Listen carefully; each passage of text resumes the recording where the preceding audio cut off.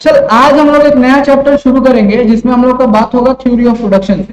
किसके? Theory of production. अब ये थ्योरी ऑफ प्रोडक्शन क्या है, ये कौन सा थ्योरिया है, क्या है, क्या किस तरह का बात है, क्या सब कुछ समझना है, ये सारे के सारे बारे में बात करेंगे।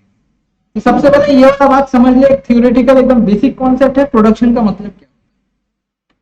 क्या बोल रहे हैं समझ ले, प्रोडक्शन का मतलब क्या होता है। देख जनरली हम लोग इतना दिन से तुम लोग न्यूज व्यूज थोड़ा मोटा देखता ही होगा, देखा है ना, थोड़ा मोटा एक न्यूज देखता ही होगा। वहां पे तुम लोग को बोलता है कि इंडिया इज अंडर डेवलप या डेवलपिंग कंट्री है, whereas America, Italy, France they are develop country, यही तो। वेर एज बांग्लादेश, इसके बाद क्या क्या नाम है, और दिखेगा तो तुम लोग साउथ अफ्रीकन कंट्री जो होता है उसमें बहुत सारा क्या क्या है, सब अंडर डेवलप है। अब तुम लोग बोलेगा ये कैसे ये लोग डिसाइड करता है भाई कि डेवलप है कि नहीं है, कैसे पता चलता है। तो उसमें एक बहुत इंपॉर्टेंट रोल जो प्ले करता है उसका नाम है प्रोडक्शन। इसका प्रोडक्शन।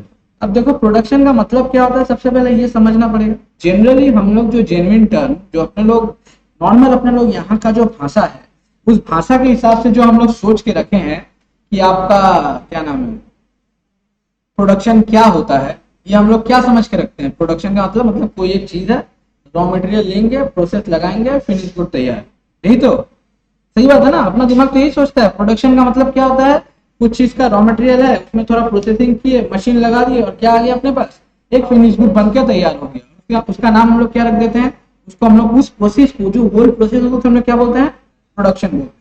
ठीक है, ये बात सही है, लेकिन आप लोग जब बात इकोनॉमिक्स के टर्म में करोगे ना तो ये प्रोडक्शन कुछ और आ जाता है। प्रोडक्शन का मतलब कुछ और आ जाता है, मतलब मेजर जो थीम है वो तो रहेगा ही, साथ में कुछ और चीज आता है जो एडिशनली इसमें सपोर्ट करता है। ठीक है, ये वाला बात तो समझ में आ रहा है, एक आइडिया तुम लोग के पास जेन्युइनली पड़ा होगा। अब पॉइंट ये है सर, ये अपना इकोनॉमी का डेवलपमेंट के साथ ये कैसे रिलेटेड है, सोच के बताओ। ये अपना इकोनॉमी में डेवलपमेंट के साथ कैसे रिलेटेड है। देखो हम लोग जब पॉवर्टी पढ़ रहे थे तो वहां पे तुम लोग को एक लिंक बनाना सिखाए थे, याद है कि किस तरीके से एक चीज हो रहा है तो उससे दूसरा चीज रिलेटेड है, दूसरा से तीसरा, तीसरा से चौथा। तुम लोग सोच के बताओ, अगर देश में प्रोडक्शन ज्यादा होगा तो इंडस्ट्री ज्यादा होगा, अगर इंडस्ट्री ज्यादा होगा तो एम्प्लॉयमेंट ज्यादा होगा, एम्प्लॉयमेंट ज्यादा होगा तो इनकम ज्यादा होगा, अगर इनकम ज्यादा होगा तो सेविंग ज्यादा होगा, सेविंग ज्यादा होगा तो देश में पैसा ज्यादा होगा, और अगर देश में पैसा ज्यादा होगा तो देश का क्या होगा, विकास होगा। देश का क्या होगा, विकास होगा, यही तो समझ में आ गया। अब सर अगर प्रोडक्शन कम हुआ तो क्या होगा, बताओ, सोच के बताओ। देश में अगर प्रोडक्शन कम है तो इसका मतलब इंडस्ट्री कम है, इंडस्ट्री अगर कम है तो एम्प्लॉयमेंट कम है, एम्प्लॉयमेंट कम है तो ये क्या नाम है, इनकम भी कम है, इनकम अगर कम है तो सेविंग भी कम है, देश का हालत खराब। समझ में आ गया किस तरीके से ये रिलेटेड है दोनों चीज। तो जनरली किसी भी देश का अगर प्रोडक्शन हाई होता है तो इसका मतलब क्या है, देश में क्या है, बड़ा ही विकसित देश है। क्या देश है, विकसित देश, मतलब डेवलप्ड इकोनॉमी है वो। समझ में आ गया।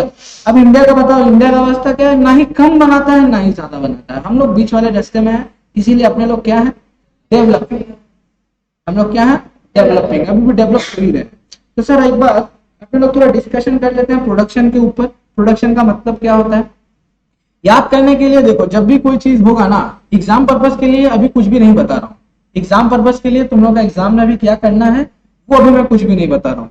सबसे पहला आप लोग जब भी पढ़ाई करेंगे, कोई भी जब डिफिकल्ट टॉपिक आएगा ना तो अपना पढ़ाई का तरीका कुछ अलग होगा।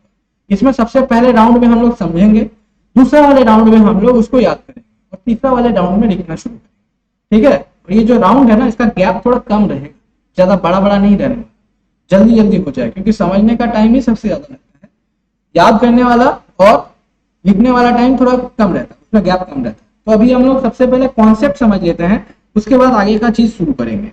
तो सर सबसे पहला बात ये जानना जरूरी है कि प्रोडक्शन का मतलब क्या होता है।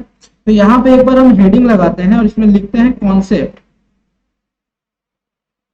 कॉन्सेप्ट नंबर 1, जहां पे हम लोग बात करेंगे किसका, प्रोडक्शन का। तो तुम लोग भी लिख दो प्रोडक्शन का मतलब क्या होता है सर।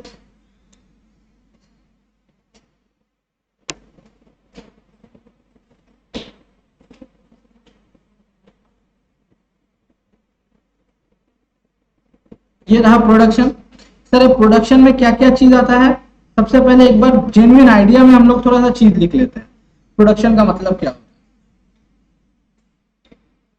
है। सर प्रोडक्शन का मतलब होता है चेंज।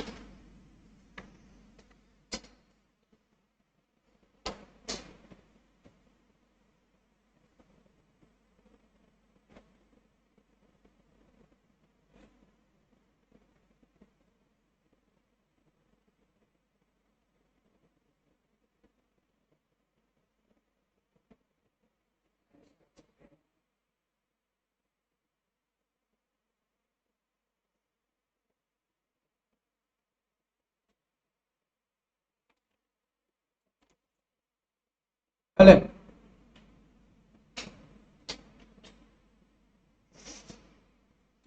अब देख यहाँ पे चीज तो समझ में आ गया होगा। देख बेसिक आइडिया तुम लोग का दिमाग में भी यही था।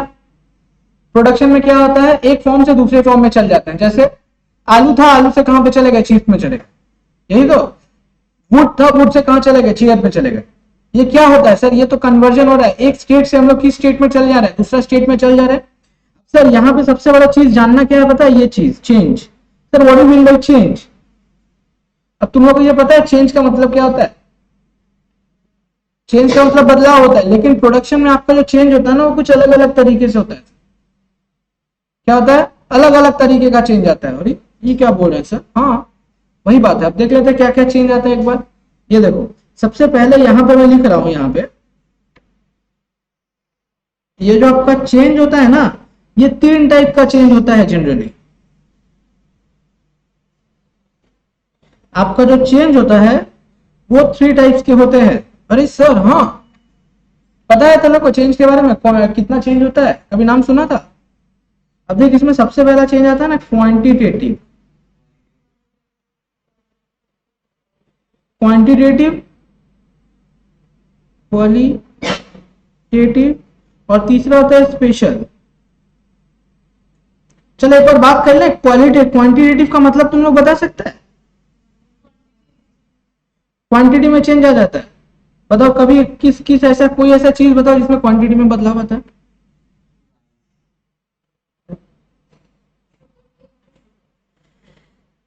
शुगर केन टू शुगर, इसे हम लोग फॉर्म नहीं बोल सकते। देख तो क्वालिटी में बदलाव हो रहा है ना। शुगर केन टू शुगर में देखो तो क्या हो रहा है। इसमें जनरली क्या होता है, तुम्हारा शुगर केन का जो रस है वो एक्चुअली किसमें कन्वर्ट हो गया, शुगर का क्रिस्टल में।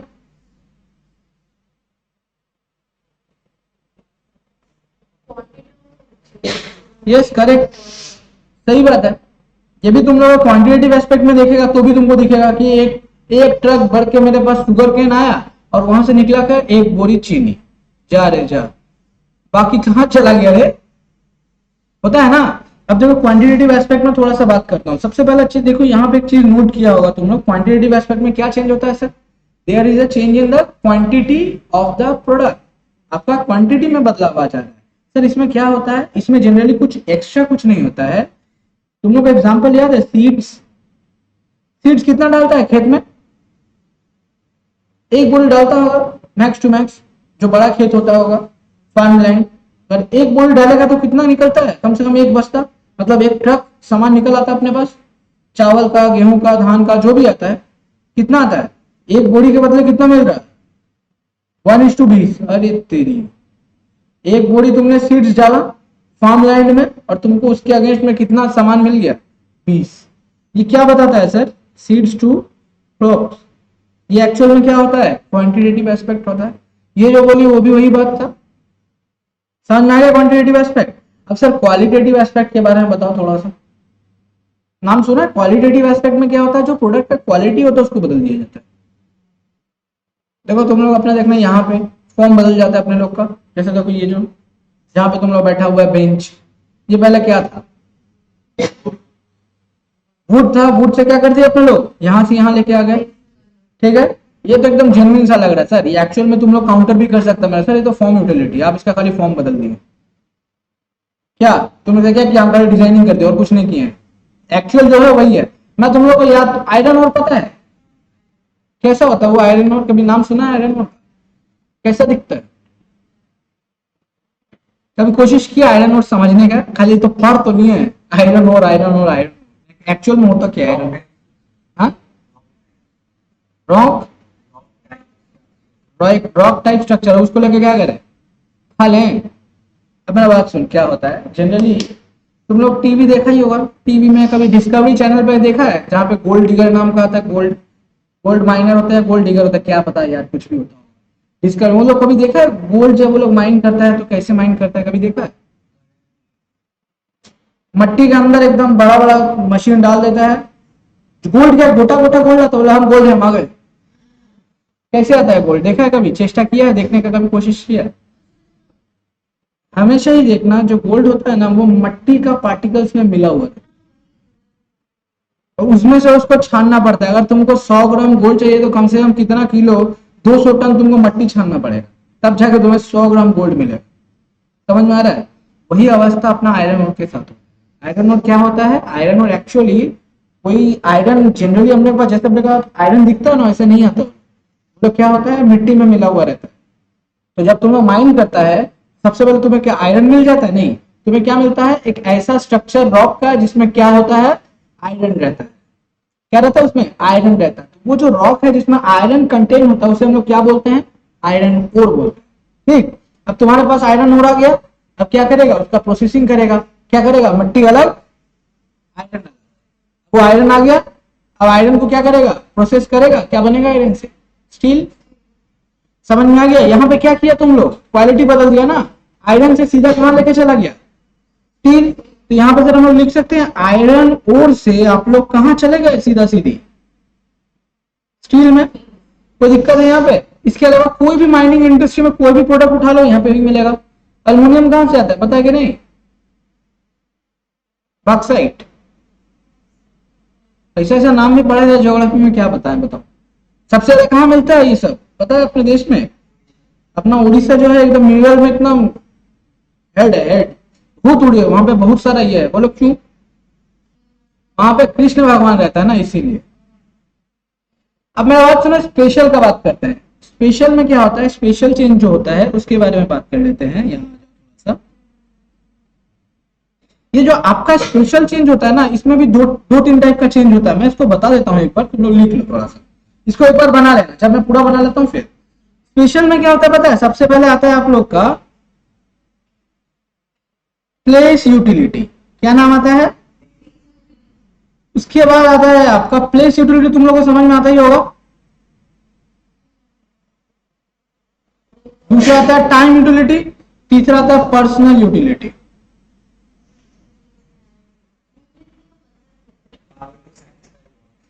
ओह,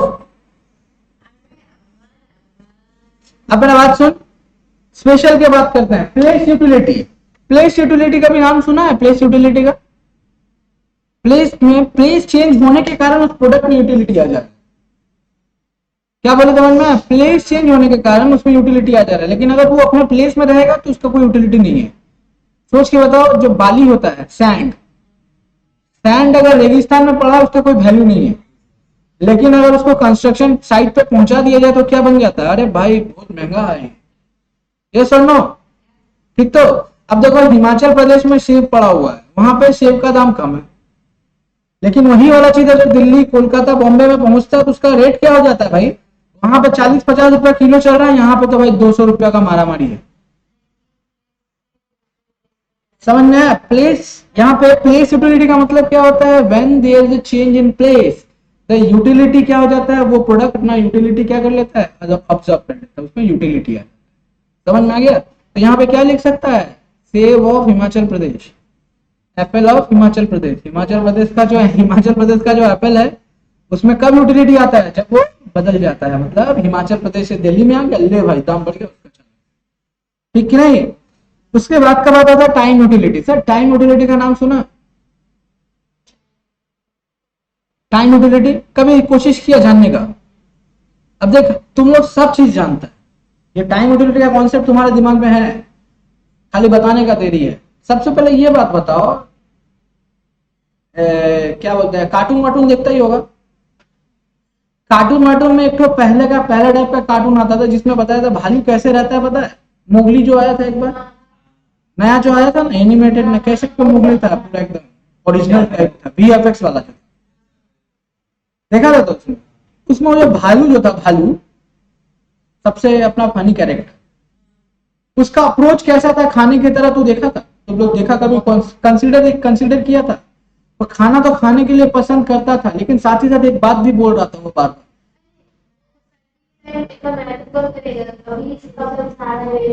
क्या बोल रहा था, वो क्या बताना चाह रहा था कि वो बताना ये चाह रहा है कि सर्दी के टाइम में तो निकल ना पाएंगे, सर्दी में तो आराम करेंगे। सर्दी का आराम के लिए अभी से क्या करना पड़ेगा? अभी क्या करना पड़ेगा? जमा करना पड़ेगा, यही तो, जमा करना पड़ेगा ना। तो वो जमा जब कर लिए तो तुम्हारा सर्दी में क्या हो गया? तुम्हारा सर्दी में तुम्हारा यूटिलिटी क्रिएट हो गया। वो चीज आज तुम जमा जब किया, कब फायदा मिला? कुछ टाइम मिला। वही वाला चीज अपने जिंदगी में भी होता है। सोच के देखो, अपने लोग, अपना जो देश है भारत, उस भारत का तुम नॉर्दर्न कंट्री, नॉर्दर्न साइड अगर तुम देखेगा, नॉर्दर्न साइड, तो वहां पे फील होगा कि सर हम लोग का यहाँ पे पानी हमेशा नहीं रहता। हम लोग के यहाँ पे पानी हमेशा रहता है। देखो नॉर्दर्न साइड में अगर तुम देखेगा ना, तो अपने यहाँ पे 3 रिवर जो है, जिसके कारण अपना यहाँ पे पानी मिल जाता है, जिसका नाम है गंगा ब्रह्मपुत्र का मैदान। पता है? तो गंगा ब्रह्मपुत्र का मैदान जो रहता है उसमें पानी हमेशा फ्लो करता है। ये चीज अगर तुम साउथ इंडिया में जाओ देखो तो क्या होता है। साउथ इंडिया में तुम अगर देखेगा तो वहां पे जो पानी, जहाँ पे जो नदी होता है ना, वो कैसा होता है? वो रेन फेड नहीं, वो रेन फेड रिवर होता है। क्या होता है? Rain fed river. लेकिन जो गंगा ब्रह्मपुत्र जो रहता है वो क्या होता है? वो आइस फेड होता है। वो कहाँ से? पानी पिघलने से, बर्फ के पिघलने से उसमें पानी आता है। लेकिन अगर तुम साउथ इंडिया में जाएगा, वहां पे पानी कहाँ से आता है? रेन का सारा साल होता है? नहीं होता ना। क्या करना पड़ता है? स्टोर। किससे करता है? रेन वाटर हार्वेस्टिंग नाम सुना था ना? ये तो पढ़ा तो ये सब चीज। ये क्या बताता है? टाइम यूटिलिटी नहीं बताता। जब पानी का दरकार होता है तब हम लोग को अवेलेबल कराता है।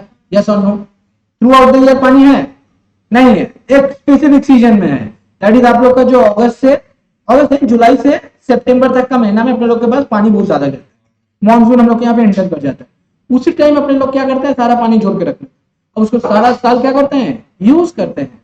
इससे क्या होता है? आपका टाइम यूटिलिटी क्रिएट होता है। देख के बताओ, सारा साल आपके पास पानी था नहीं, लेकिन अभी तो है। कैसे? ये रिजर्वर बनाने के बाद, ये रेन वाटर हार्वेस्टिंग का कॉन्सेप्ट लाने के बाद, ये सब कहानी के बाद ये बात समझ में आएगा टाइम यूटिलिटी का मतलब क्या है। अब इसके बाद क्या? Personal utility. पर्सनल यूटिलिटी कौन सा श्रेया है? कभी नाम सुना है इसका? पर्सनल यूटिलिटी अपने लोग कोई भी जब सहायता लेने की कोशिश करते हैं तो सबसे पहले कहाँ जाता है? सोच के बताओ। अगर मानो अपने लोग के पास अपना तबियत खराब है, किसके पास जाएगा? डॉक्टर के पास जाएगा। अपना पुलिस में चक्कर लग गया, किसके पास जाएगा? वकील के पास। दुआ करना भगवान से ही सब कभी ना हो, ठीक है? यही वाला चीज है ना। अपने लोग को मार्केट से पैसा उठाने कहाँ जाएंगे? Investment banking. ये तो शेयर मार्केट में ट्रेड करना है तो किसके पास जाएंगे? ब्रोकर के पास। ये लोग क्या करता है? अपने लोग को क्या करता है? हेल्प करता है। किसमें? वो काम कराने में। यही तो। अगर हम डॉक्टर के पास गए तो वो मेरे को बता देगा तुम्हारा सर दर्द है, ये दवाई खा, मतलब सर दर्द का दवाई तो देता नहीं, एक्चुअल में हम लोग मैनेज कर लेते हैं। अगर मानो तुम लोग का फीवर है तो बोल देगा ये फलाना ढिमकाना दवाई खाओ 2 टाइम, ये फलाना ढिमकाना टॉनिक खाओ 2 टाइम, बस ठीक हो जाएगा 2 हफ्ता में। यही तो। वो क्या किया? मैंने को क्या किया? सर्विस दिया। किस रूप में दिया? पर्सनल यूटिलिटी दिया। कैसे? वो अपना सर्विस हमें देके हमारे लिए क्या क्रिएट किया? केस समझ में आ गया? चेंज कितना टाइप का हो सकता है? There are 3 kind of changes, qualitative, quantitative and special. Special में भी कितना आता है? 3। क्या क्या? एक टाइम, प्लेस और एक। खत्म हो गया। अब देख, ये वाला लिखना है तो लिख लेना, नहीं लिखना तो छोड़।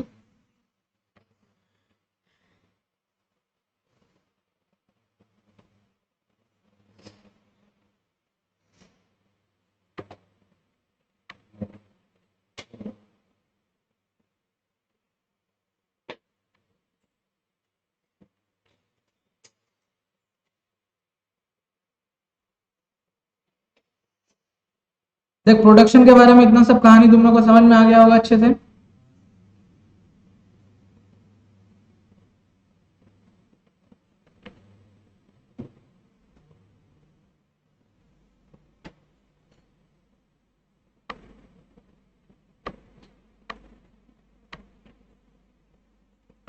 लिख लिया सब कोई?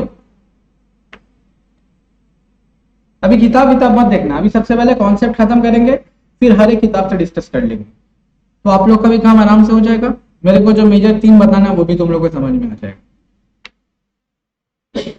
चले आगे।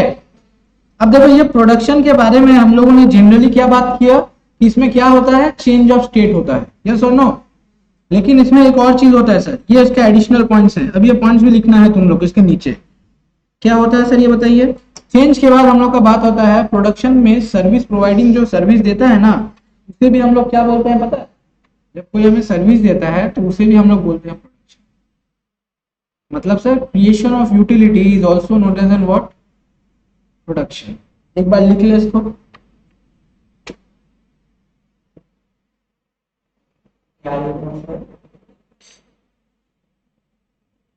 क्रिएशन ऑफ यूटिलिटी,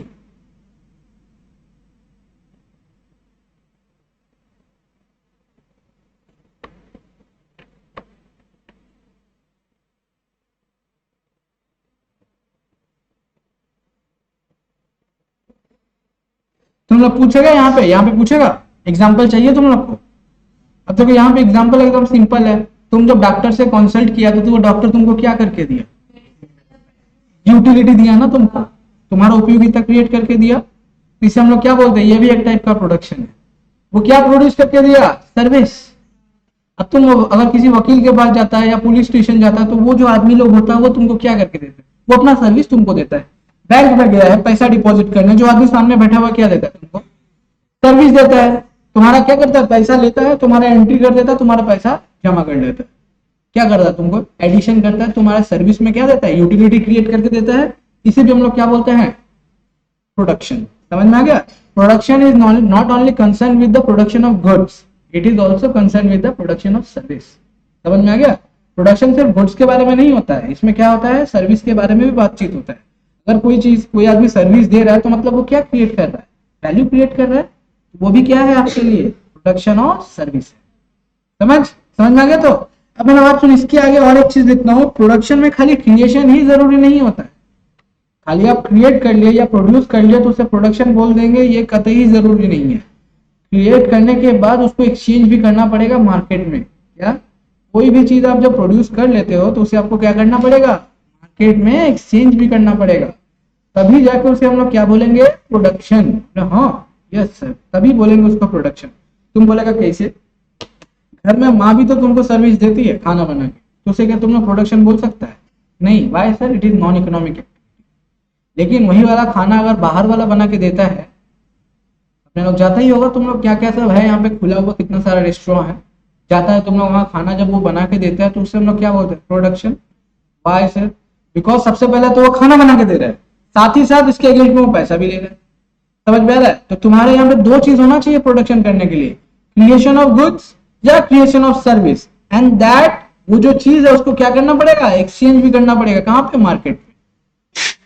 समझ में आ गया। तो वो भी लिख लो एक बार, इंटेंशन होना चाहिए उसको बेचने का, देखो इंटेंशन टू एक्सचेंज।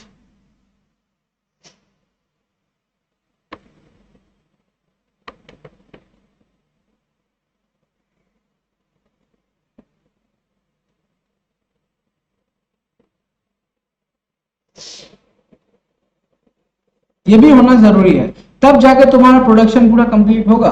तो अब अगर मैं तुम लोग से पूछूं तो सर प्रोडक्शन का मतलब एक बार बताना मेरे को क्या क्या है, क्या क्या पॉइंट तुम लोग ऐड करेगा जब भी तुम लोग को कोई प्रोडक्शन के बारे में पूछेगा। तो intention to exchange in the market. अब मेरे को ये बताओ, ये तुम लोग बता सकता है, इसका डेफिनेशन मेरे को बता सकता है, प्रोडक्शन का इतना सब कुछ जो तुम्हारे दिमाग में घुसा है, क्या क्या घुसा है। सबसे पहले से प्रोडक्शन का मतलब होता है क्रिएशन ऑफ गुड्स, या सबसे पहले हम लोग क्या, चेंज ऑफ स्टेट्स, ये तो चेंज ऑफ स्टेट करेंगे। और क्या होता है, क्रिएशन ऑफ सर्विस होता है। और क्या होना चाहिए, intention to exchange in the market भी होना चाहिए। जब ये तीन चीज मिलेगा तो ये इसका नाम क्या पड़ेगा, प्रोडक्शन। सर चेंज कितना टाइप का होता है ये भी याद हो गया होगा, तीन टाइप का, qualitative, quantitative and special. Special में कितना होता है, जनरली तीन टाइप हम बताए हैं, और भी हो सकता है, लेकिन अपना डिस्कशन को इतना सीमित रखेंगे। इसमें क्या क्या आया है आपका, एक है प्लेस है, टाइम है, और बस खत्म। अब चलिए सर आगे चले, इतना बात समझ में आ गया तुम लोग को। अब सर बात होता है प्रोडक्शन फंक्शन का, किसका बात करेंगे, प्रोडक्शन फंक्शन का। एक बार लिख लो इसका भी कॉन्सेप्ट, एक बार कॉन्सेप्ट नंबर 2 कर लो इसको,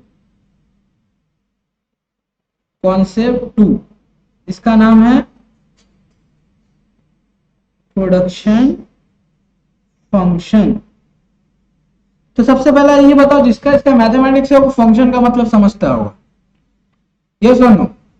जिसका इसका मैथमेटिक्स है उसको पता होगा फंक्शन का मतलब क्या होता है। अब तुम लोग को पता है कि नहीं? तुम लोग को पता नहीं है सर, हम लोग को तो फंक्शन का मतलब ऑर्केस्ट्रा समझ में आता है, यही तो अपने लोग के यहाँ पे फंक्शन का मतलब क्या है, फुल फंक्शन, एनुअल फंक्शन, बस, इससे ज्यादा फंक्शन ना पता है। लेकिन फंक्शन क्या है sir? Function it is a mathematical relationship between two variables. इसमें दो वेरिएबल्स होता है, एक डिपेंडेंट होता है, एक इंडिपेंडेंट होता है, यही तो ना। अगर मैं इसको एक्सप्रेस करता हूँ पहले वर्ड्स में ना बता के मैथमेटिकली बताता हूँ, पहले वर्ड्स में ना बता के मैं मैथमेटिकली बताता हूँ। प्रोडक्शन फंक्शन सर एक्चुअल में होता कैसा है सर? ये देखिए, प्रोडक्शन फंक्शन कुछ इस तरीके से होता है, Q is equals to F K comma L. Okay sir, यहाँ पे ये सब जो नाम लिखा है इसका मतलब क्या है समझ में ना आ रहा है कुछ? चलिए एक बार बात कर लेते हैं, इसको लिख लेते हैं थोड़ा सा तो अच्छे से समझ में आएगा तुम लोग को। सबसे पहले सर Q का मतलब क्या होता है सर? Q का मतलब होता है आउटपुट। K का मतलब क्या होता है सर? K फॉर कैपिटल, मतलब वाह भाई भाई, इंग्लिश का तो पूरा धजिया उड़ा दिया है। और L फॉर लेबर। अब तुम लोग ये बताएगा लेबर का मतलब क्या होता है पता है?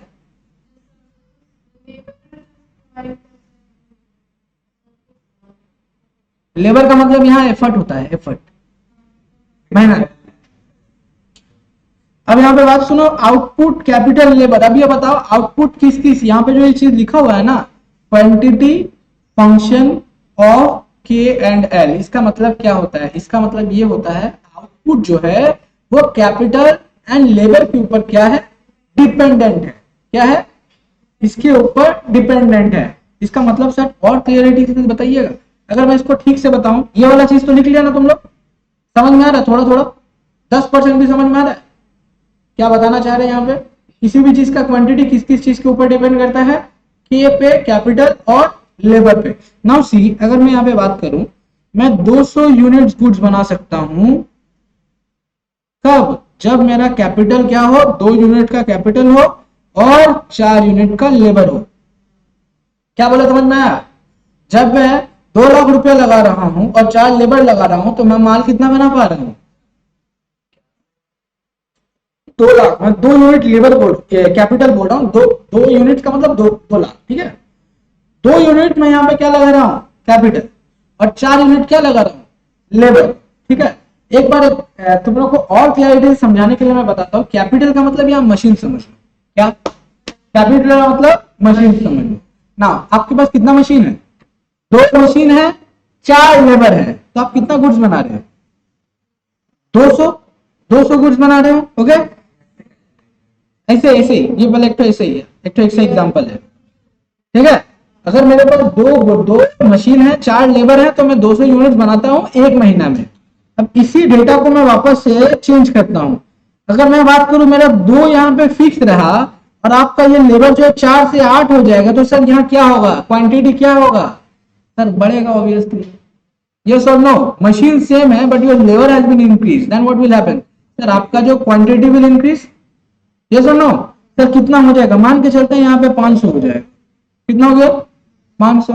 सर रिवर्स करें, अगर यहाँ पे F है, ये 2 है, यहाँ पे 2 कर लेते हैं, देन क्या होगा सर बताओ? क्वांटिटी कम हो जाएगा। तो मान लेते हैं यहाँ पे क्वांटिटी कितना हो गया? 80। ये पूरा का पूरा एक एग्जाम्पल है जो तुम लोग को समझाने का कोशिश किया जा रहा है। तो यहाँ पे तुम लोग को क्या दिख रहा है सर? यहाँ पे ये दिखाया जा रहा है कि ये जो चीज है ना, ये अपना अस्तित्व खुद नहीं डिसाइड कर पा रहा है। इसका अस्तित्व कौन डिसाइड कर रहा है? लेबर एंड कैपिटल का combinations, these are deciding the level of output produced by using these kinds of element। ये कॉम्बिनेशन आपको बता रहा है, इसी को हम लोग क्या बोलते हैं? इसे हम लोग बोलते हैं फंक्शन। इसमें सर आप कोई पूछ लेगा तो डिपेंडेंट वेरिएबल क्या है बताओ? कौन ऐसा चीज है जो डिपेंडेंट है? क्यों? ऑब्वियसली ना, वही था आउटपुट। क्यों? आउटपुट किसके ऊपर डिपेंड कर रहा है? कैपिटल एंड लेबर के ऊपर। लेकिन कैपिटल लेबर किसी के ऊपर डिपेंड कर रहा है? वो मतलब क्या है? वो अपना मस्त मर्जी का आदमी है, तो उसे हम लोग क्या बोलते हैं? जो मस्त मर्जी का आदमी है तो उसे हम लोग बोलते हैं इंडिपेंडेंट। और जो आदमी एकदम किसी के ऊपर डिपेंडेंट रहता है उसे क्या बोलते हैं, डिपेंडेंट वेरिएबल्स। समझ में आ गया वाला चीज। ये आपका क्या है, ये मैथमेटिकल रिलेशन है। तो सर इसका डिफिनीशन भी कुछ है? हाँ है, चलो लिख लो उसका भी डेफिनेशन। तो सर ये फंक्शन क्या होता है, फंक्शन, प्रोडक्शन फंक्शन क्या होता है सर, एक बार लिख लो।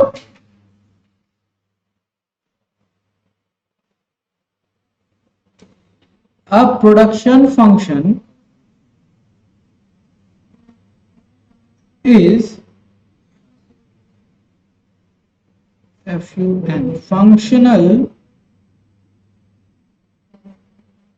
relation, functional relation between input and output. यहाँ पे इनपुट क्या है तुम लोग देख के बता सकते हैं? ये जो रिलेशन हम लोग सिखाए यहाँ पे के और एल में, कैपिटल एंड लेवर is what, they are input. और आउटपुट क्या तो पता ही चल रहा है। तो सर यहाँ पे अगर बोले तो इनपुट्स आर, हमेशा क्या होता है, inputs are always independent, whereas outputs are always dependent on inputs. समझ में आ गया वाला चीज? पूरा क्लैरिटी है कि इसमें कुछ और बताना है? साफ है? तो हीरोइन समझ में आया पूरा एकदम अच्छे से? आगे चलें। ये सब प्रोडक्शन फंक्शन है सर, ये प्रोडक्शन फंक्शन होता है। सर ये जो प्रोडक्शन फंक्शन होता है यहाँ एक चीज और होता है, वो बताता हूँ जो मेजर चीज है। तुम लोग का इस पे क्वेश्चन भी बनता है, लेकिन वो क्वेश्चन अभी मैं डिसाइड नहीं करूंगा, बताऊंगा नहीं, क्यों? क्योंकि वो थोड़ा ऑफ ट्रैक हो जाएगा।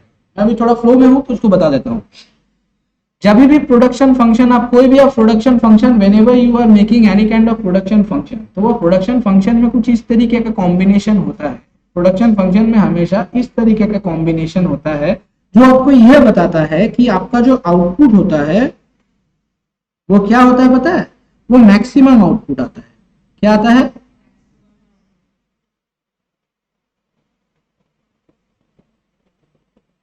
आउटपुट आपका क्या है, मैक्सिमम है, और आपका इनपुट क्या है, मिनिमम। मतलब सर नहीं समझ में आया, थोड़ा अच्छे से बताइए ना, एक मिनट रुक जाओ। इसका मतलब ये है कि आप जब प्रोडक्शन फंक्शन जब बनाते हो ना, तो ये आपको क्या बता के देता है, ये बताता है कम से कम अगर आप ये इनपुट यूज करेंगे तो ज्यादा से ज्यादा आपको ये आउटपुट मिलेगा। फिर से बताएं, क्या बोला? और कम से कम आप ये दोनों को यूज करेंगे तो ज्यादा से ज्यादा आपको ये मिलेगा। इससे ज्यादा नहीं मिल सकता, इससे कम आपको लगा नहीं सकता। बात समझ में आ रहा है? क्या बोल रहे हैं? अगर कम से कम आप इसको यूज करेंगे, लेबर, ये जो कॉम्बिनेशन है, यहाँ पे आ जाओ, यहाँ पे देख लो एक बार क्या क्या बता रहे हैं। यहाँ पे बोल रहा है 2 यूनिट कैपिटल 4 यूनिट लेबर। और कम से कम अगर आप 2 यूनिट मशीन लगाते हो, 2 तो मशीन लगाते हो, 4 लेबर लगाते हो, तो आप मैक्स टू मैक्स कितना यूनिट बना सकते हो? 200 यूनिट बना सकते हो। समझ में आया? इससे ज्यादा आप बना नहीं सकते। समझ में आया? इससे ज्यादा बना नहीं, कम बना सकते, ज्यादा नहीं बना सकते। कम बनाने का मतलब क्या होता है, सोच के बताओ? Under utilization of resources. कम का मतलब क्या हो जाता है? Under utilization of resources. अगर आप इनपुट ज्यादा लगा के कम आपको 200 मिलता है, तो ये क्या मतलब समझाता है बताओ? आपके पास 2 मशीन है, आप 6 लेबर लगा रहे हो, तो भी आपको कितना मिल रहा है? 200 यूनिट्स मिल रहा है। इसका मतलब क्या है? इसका मतलब यह है कि लेबर सर आप अच्छे से यूज नहीं कर पा रहे। ओके, समझ में आ गया? तो ये क्या बता रहा है? ये बता रहा है प्रोडक्शन फंक्शन हमको ये बताता है कि आपका जो इनपुट्स है और उसको बेहतरीन तरीके से यूज करेंगे ना, तो आपका मैक्स टू मैक्स आउटपुट कितना हो सकता है? 200 यूनिट्स। इससे ज्यादा नहीं बना सकते। समझ में आ गया ये चीज क्या है? तो यहां पे एक बार इसको लिख लिया हम लोग। आउटपुट क्या होता है यहाँ पे? मैक्सिमम। और इनपुट क्या होता है? मिनिमम। खत्म हो गया कहानी यहाँ का।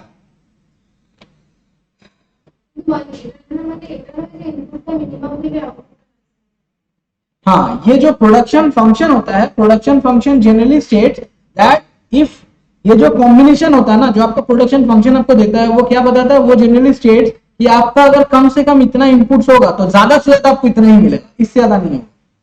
बताया था ये मतलब मोस्ट एफिशिएंट तरीका तुमको बताता है, सबसे एफिशिएंट में।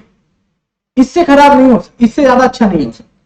मतलब समझ में आ गया? तुम लोग का फेवर में इससे अच्छा रिजल्ट वो क्रिएट नहीं कर सकता, इससे खराब तुम लोग खुद क्रिएट कर सकते हैं by under utilising the resource.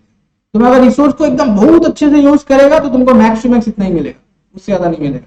क्या बोलते हैं उसको? एकदम एफिशिएंट वे है, एकदम एफिशिएंट वे। समझ में आ गया? अब खोपड़ी में घुसा तुम लोग का थोड़ा थोड़ा? नहीं होता।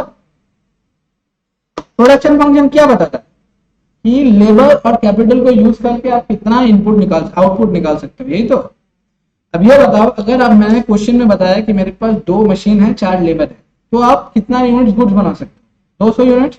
ये जो रिलेशन दिया ना, ये मैक्सिमम रिलेशन है, जो आपके लिए सबसे ज्यादा मतलब एफिशिएंटली सबसे अच्छे से जब काम करोगे तो ही ये मिलेगा। क्या बोले समझ में? सबसे अच्छे से जब काम करोगे तो ही ये रिलेशन स्टेबलाइज होगा, अदरवाइज नहीं होगा। समझ में आ गया? क्या बोले? अगर आप 2 मशीन 4 लेबर को बहुत अच्छे से बेहतरीन ढंग से यूज करोगे तो आपको 200 गुड मिलेगा। ठीक है, इसीलिए बोला था ये मोस्ट एफिशिएंट है। ठीक है। अब सर ये बताओ प्रोडक्शन फंक्शन कितने टाइप का आ सकता है सर? यहां पे लिख देता हूं एक बार, टाइप्स बता दो। टाइप्स किसी को पता है टाइप्स के बारे में? स्कूल में थोड़ा मोटा पढ़ा होगा किसी को? No idea? Then get idea. ये देखो सर, आपका जो प्रोडक्शन फंक्शन होता है ना, वो 2 टाइप का होता है। There are 2 kinds of production function. क्या क्या होता है सर, एक बार बताएंगे? ये देखो, एक होता है short run production function, okay. और दूसरा क्या होता है? Long run production function. अब मैं थोड़ा डिस्कशन करूंगा, यहां पे सब पहुंचो एक बार, डिस्कशन करूं। अब सब रेडी है? अब चलो मेरे को ये बताओ, शॉर्ट रन का मतलब क्या होता है सर? कुछ आइडिया है? कभी नाम सुना है शॉर्ट रन?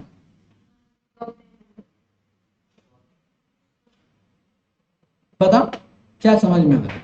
शॉर्ट रन का मतलब क्या होता है? बस यही समझ में आ रहा होगा। Short run production function, long run production function. Actual में क्या होता है पता है ना? शॉर्ट रन का टाइम फ्रेम के साथ कोई लेना देना नहीं। क्या बोल रहे हैं? शॉर्ट रन और लॉन्ग रन ना जो डिसाइड करते हैं वो कोई स्पेसिफिक टाइम फ्रेम नहीं है। There is a no specific time frame, it's generally dependent on the combination of inputs. किसके ऊपर डिपेंड करता है? Combination of inputs. अब सर क्या होता है, नहीं समझ में आ, ठीक से बताओ। कॉम्बिनेशन ऑफ इनपुट्स में ये बोला जाता है, शॉर्ट रन प्रोडक्शन फंक्शन ये बताता है, शॉर्ट रन प्रोडक्शन फंक्शन ये बताता है कि आपका कौन सा प्रोडक्शन फंक्शन है? ये शॉर्ट रन प्रोडक्शन ये बताता है कि आपका सिर्फ एक इनपुट जो होगा वो क्या होगा? वेरिएबल होगा, और बाकी का जितना भी इनपुट्स होगा वो सारे के सारे क्या होंगे? फिक्स्ड होंगे। नहीं समझ में आया सर? फिर से बताइए। चलो आ जाओ, इसको और अच्छे से समझते हैं। देखो, जब तुम लोग मछली बाजार गया है, मछली बाजार कभी गए होगा, आसपास देखता ही होगा। मछली बाजार में तुम लोग देखा है कभी वो लोग अपना प्रोडक्शन को इंक्रीज कर सकता है? एक दिन जो मछली लाने चला गया वो वही मछली लेके बैठेगा। सोच के देखो, अगर वो सुबह को जितना मछली लेके आ गया, उन लोग का टाइमिंग कितना दिन का होता है? कितना टाइम का होता है? देखो तुम लोग का बिजनेस आवर देख के तो सोच के बताओ। सुबह मान के चलो 7 बजे लगाया, 1-2 बजे तक खत्म, यही तो लोग का टाइम है। बिजनेस आवर यही तो है। नहीं, जेन्युइनली इतना ही टाइम का रहता है, शाम को छोड़ो। ये पहला आवर का खेला यही है। वो बताओ, वो जो सामान एक राउंड लेके आता है, वापस से दौड़ के जाता है नहीं? सोच के देखो, जनरली क्या होता है? वो एक बार जो लाया उसी के साथ खेल रहा है, उसी के साथ खेल रहा है। वो क्या प्रोडक्शन इंक्रीज कर पा रहा है? मार्केट में सामान ला के ला पाएगा? नहीं। लेकिन वो जल्दी सप्लाई कर सकता है, उसी जो प्रोडक्ट है उसको जल्दी जल्दी सप्लाई करा सकता है। कैसे करा सकता है? अकेले दुकान में बैठा था, अभी क्या करे? दूसरा लड़का को बैठा दे, लेबर को अगर बढ़ा देंगे तो क्या होगा? जल्दी जल्दी निकल जाएगा सामान। ये सर नो। आपने सुबह 5 किलो मछली लेके आया, अगर आप उसको बेचेंगे तो कितना टाइम चलेगा आपका? 1 बजे तक चलेगा। लेकिन आपने क्या किया? अपने लड़के को भी बुला दिया, चल मछली माछ काट दिया मुझसे तो। अब ना अंडरस्टैंड, आपका टाइमिंग कितना रहेगा सर? आप अगर 2 जन मिलकर दुकानदारी कर रहे हो तो आपका प्रोडक्शन कितना जल्दी, मतलब आपका सामान कितना जल्दी निकल जाएगा? 5 किलो सामान जो 1 बजे तक जाने वाला था वो करीब करीब 10 साढ़े 10 तक ही उड़ गया। कैसे सर? कैसे किया आप लोगों ने लेबर बढ़ा दिया सर, लेकिन आप सप्लाई को इंक्रीज ना कर पाए। ये तो अब यहाँ पे कोई फिक्स्ड फैक्टर को चेंज किया नहीं। क्या चेंज किया तुमने? सिर्फ लेबर चेंज किया। समझ में आ गया? ये शॉर्ट रन क्या बताता है? शॉर्ट रन प्रोडक्शन फंक्शन क्या बताता है? एक बार अगर तुम लोग को लिखना है तो लिखाएंगे, अभी थोड़ा सुन लो। Short run production function explain the changes in the output. क्या बताता है? शॉर्ट रन प्रोडक्शन फंक्शन हमें क्या बताता है? शॉर्ट टर्म प्रोडक्शन फंक्शन हमें यह बताता है changes in output when one factor of production is variable and remaining are fixed. At least कम से कम वहां पे एक ही वेरिएबल होगा, बाकी सबका सब क्या होगा, फिक्स्ड होगा। तो सर यहां पे अगर शॉर्ट टर्म प्रोडक्शन फंक्शन को आपको लिखना बोलो तो आप लोग क्या लिखिएगा बताइए। तो मैं शॉर्ट टर्म प्रोडक्शन फंक्शन के बदले एसआरपीएफ लिख दूं, यहां पे लिख देता हूं SRPF short run production function. Short run production function आपको क्या बताता है, शॉर्ट रन प्रोडक्शन फंक्शन आपको आउटपुट निकाल के देता है कब, जब आपका एक इनपुट क्या रहता है, कम से कम एक इनपुट क्या रहता है, वेरिएबल, और बाकी का क्या रहता है, फिक्स्ड। बिकॉज एसआरपीएफ एक्सप्लेन्स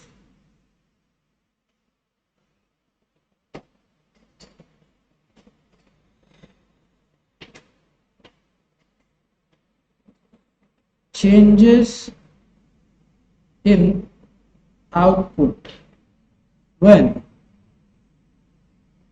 ये when है, ओके, वन,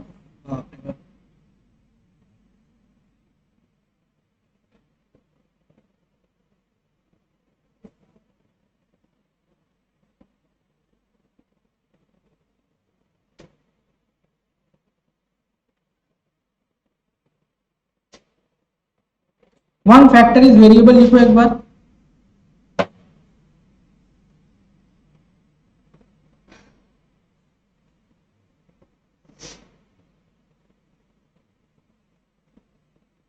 एंड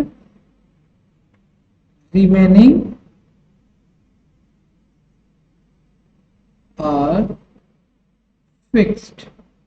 ओके, ये क्या है, एक फैक्टर आपका क्या होगा यहाँ पे, शॉर्ट रन प्रोडक्शन फंक्शन। अगर आपसे कोई पूछ ले तो ये बताओ आप क्या बदल सकते हो, सिर्फ यहाँ पे सिर्फ एक ही फैक्टर ऑफ प्रोडक्शन बदल सकते हो, बाकी क्या रहेगा, फिक्स्ड रहेगा।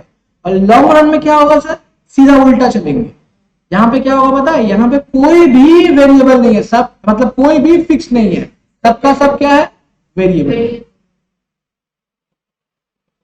एक बार इसको लिख लिया, फिर यहाँ पे भी लिख देता हूं।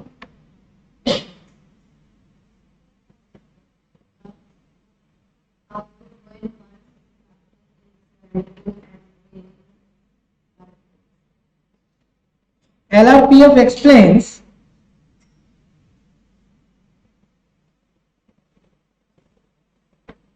changes in output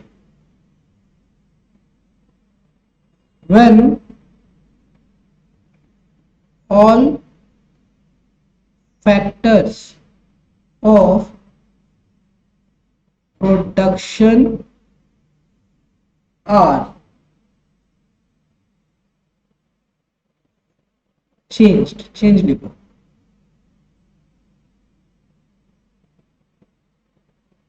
changed in equal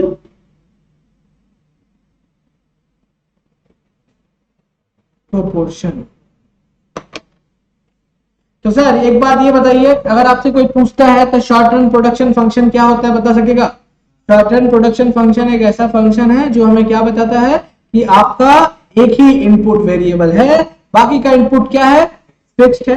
long run production function आपको क्या बताता है, सारे फैक्टर्स ऑफ प्रोडक्शन क्या है, वेरिएबल है, लेकिन वो चेंज भी कैसे होगा, सेम प्रोपोर्शन में होगा। हमेशा जब चेंज करेंगे तो क्या होगा, सबको बदलना पड़ेगा। मतलब आपका अगर लेबर आप बदल रहे हो ना, तो आपका जितना भी इनपुट होगा सबको आप बदलेंगे। अगर आप लेबर डबल कर रहे हैं तो बाकी का फैक्टर को भी क्या करना पड़ेगा, डबल। तब उसे हम लोग क्या बोलेंगे, लॉन्ग रन प्रोडक्शन फंक्शन। बस ये वाला याद रहेगा, याद हो जाएगा। तो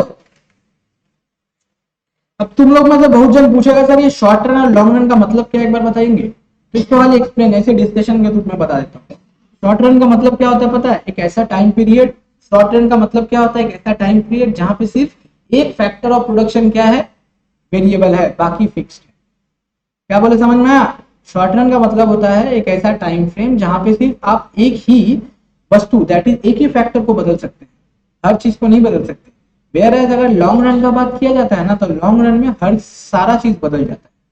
तुम सोच के देखो, इधर देखो मेरे तरफ, अगर तुम लोग कोई बड़ा कंपनी के बारे में सोचो और उसका 10 साल का लाइफ फ्रेम देखो, 10 साल का टाइम फ्रेम सोच के बताओ, वो हर चीज बदला होगा कि नहीं? 10 साल में उसका सारा चीज बदल गया, मशीन भी बदल गया होगा, लेबर भी बदल गया। लेकिन अगर तुम वही काम देखो एक छोटा पीरियड में देखो, मानो 2 साल में देखो, हो सकता है वो 2 साल में मशीन ना बदला हो, सिर्फ एक ही मशीन से काम चला रहा हो, वो बार बार क्या चेंज किया हो, सिर्फ लेबर चेंज किया हो। बात समझ में आ रहा है क्या बोल रहे हैं? तो एक्चुअल में शॉर्ट रन कोई नहीं बता सकता कि 1 साल का टाइम पीरियड या 6 महीने का टाइम पीरियड। शॉर्ट रन जो होता है it generally depends on the combination of inputs. जो इनपुट, जब कभी एक ही इनपुट्स आप वेरी वेरी वेरी कर पा रहे हो, सिर्फ एक ही इनपुट्स को आप घुमा पा रहे हो, बाकी को आप फिक्स करके रखो, तब तक आप किस में हो? शॉर्ट रन में। आप लॉन्ग रन में कब इंटर कर जाओगे? जब आपका सारा का सारा चीज क्या हो जाए, वेरिएबल बन जाए आपके लिए। समझ में आ गया? अब ये इतना ही याद हो जाएगा तुम लोग को मेरे हिसाब से। खत्म। अब यहाँ के बाद, इसके बाद मैं तुम्हें कुछ और चीज बताऊंगा। अब इसके बाद जो अपना मेजर टेक्निकल पोर्शन है उसका नाम है लॉ ऑफ वेरिएबल प्रोपोर्शन। क्या है? Law of variable proportion. ये नाम तुम लोग सुना होगा, लॉ ऑफ वेरिएबल प्रोपोर्शन। आज शायद लॉ ऑफ वेरिएबल प्रोपोर्शन को ही मैं डिस्कस करूं, ठीक है? रिटर्न टू स्केल आज ना हो पाएगा, लेकिन लॉ ऑफ प्रोपोर्शन डिस्कस करेंगे तो अच्छे से ही करेंगे, ऐसे करेंगे कि याद हो जाए तुम्हें, ठीक है? अब मेरा बात सुनो, लॉ ऑफ वेरिएबल प्रोपोर्शन को समझने के लिए मुझे कुछ चीज को जानना जरूर। क्या?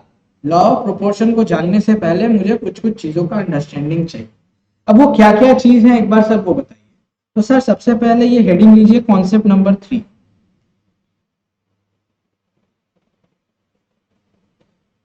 कॉन्सेप्ट नंबर 3, वहां पे लिखिए मीनिंग ऑफ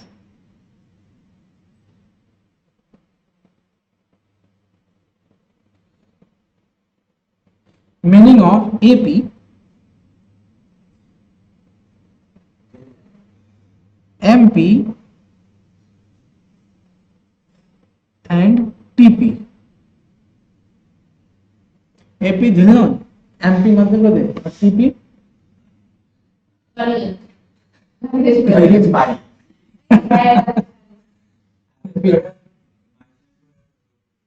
समझ में आ गया? अब सर सबके बारे में धीरे धीरे डिस्कशन करेंगे। तो देखो सबसे पहले ये चीज सोच लो, एकदम दिमाग में ये चीज मान लेना, एक बार हमेशा दिमाग में ये चीज मान लेना। एक बार डिस्कशन कर लेते हैं, फिर तुम लोग को तीनों का रिलेशन के बारे में बात करेंगे, कौन क्या है क्या नहीं है बात करेंगे। ये रहा सर टीपी। सबसे पहला चीज आता है टीपी, और टीपी का दूसरा नाम है टीपीपी, और सर इसके एक और नाम है टीआर।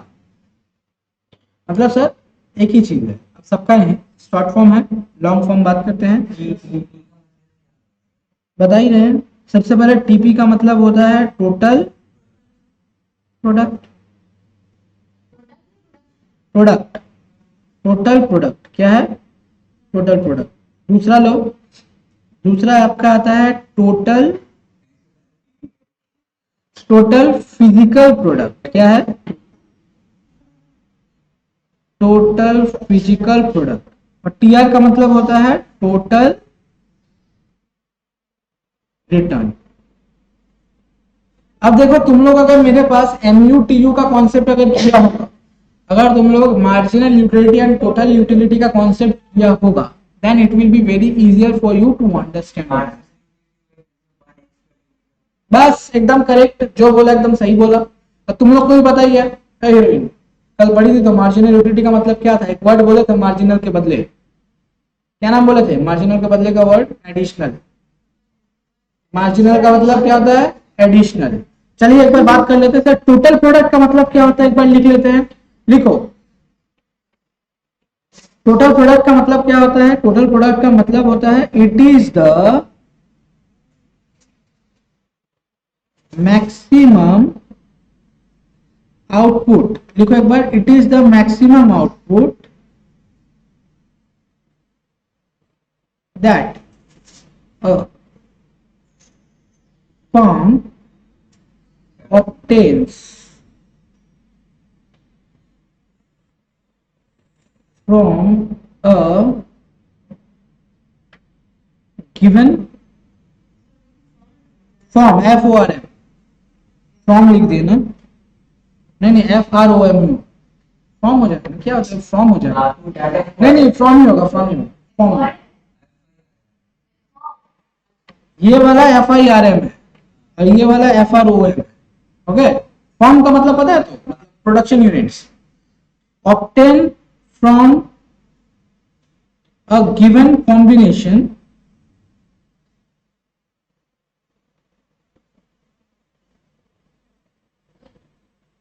एक बार लिखो, एक गिवन कॉम्बिनेशन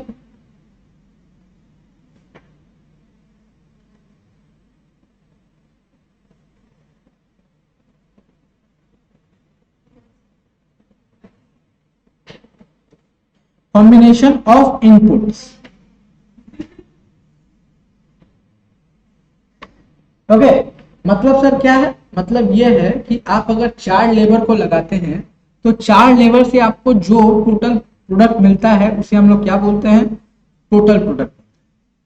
क्या बोले? फिर से बताते हैं। मतलब आप लोगों ने कितना लेबर लगाया है? 4 लेबर लगाया है। 4 लेबर जो इतना काम करके दे रहा है, आपको सामान बना के दे रहा है, उसको जोड़ दीजिए, इससे आपको क्या मिल जाएगा? टोटल प्रोडक्ट मिल जाएगा। समझ में आ गया? टोटल प्रोडक्ट का मतलब कोई हाथी घोड़ा नहीं है। एक्चुअल में क्या है? 4 आदमी ने जो काम किया उसको जोड़ दो, तुमको क्या मिल जाएगा?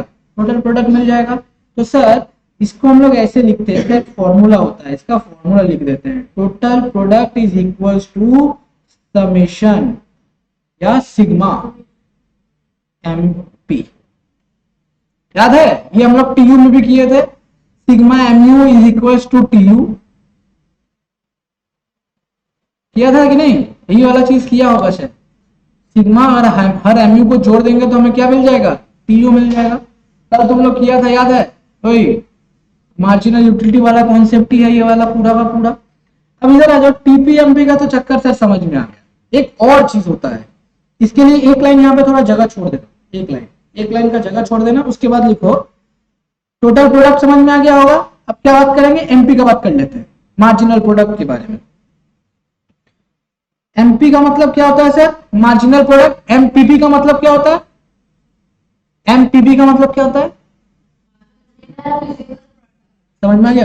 MR का मतलब क्या होता है? Marginal return. रिवेन्यू नहीं, मार्जिनल रिटर्न। इस सेल्स में यहाँ पे MR का मतलब क्या हो रहा है? Marginal return. ओके, तो मैं सिर्फ MP लिख दे रहा हूं। अब तुम लोग लिख पाएगा ना? MP का मतलब मार्जिनल प्रोडक्ट, MPP का मतलब मार्जिनल फिजिकल प्रोडक्ट, MR का मतलब मार्जिनल रिटर्न।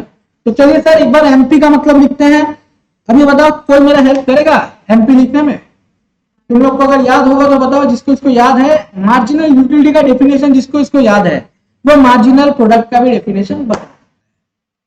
अभी बताओ मार्जिनल यूटिलिटी का डेफिनेशन एक बार ट्राई कर तुम लोग अपने सकते में, एक बार कोशिश कर, काम बन जाएगा। सर मार्जिनल का मतलब क्या था? वर्ड बोले थे एक तो, एडिशनल यूटिलिटी। तो यहां पे क्या हो जाएगा? Additional product. तो sir marginal product is an additional product that a person get by employing an additional unit of output. मतलब आपको एक एडिशनल प्रोडक्ट मिल रहा है कब? जब आप एक एडिशनल इनपुट लगा रहे हो तब। दोनों चीज में एडिशनल होना चाहिए। मतलब आप अगर एक एडिशनल इनपुट लगा रहे हो तो उससे आपको क्या मिल रहा है? एडिशनल आउटपुट मिल रहा है, जिसे हम लोग क्या नाम देते हैं? मार्जिनल आउटपुट या मार्जिनल प्रोडक्ट। समझ में आ गया? अब लिख लो इसका डेफिनेशन एक बार। It is the additional output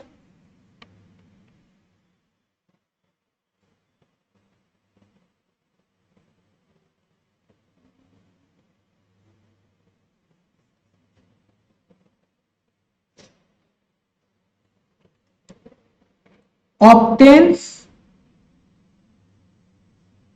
from employing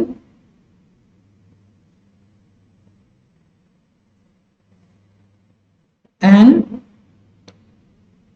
extra unit of labour के बदले इनपुट लिख दें यहां पे।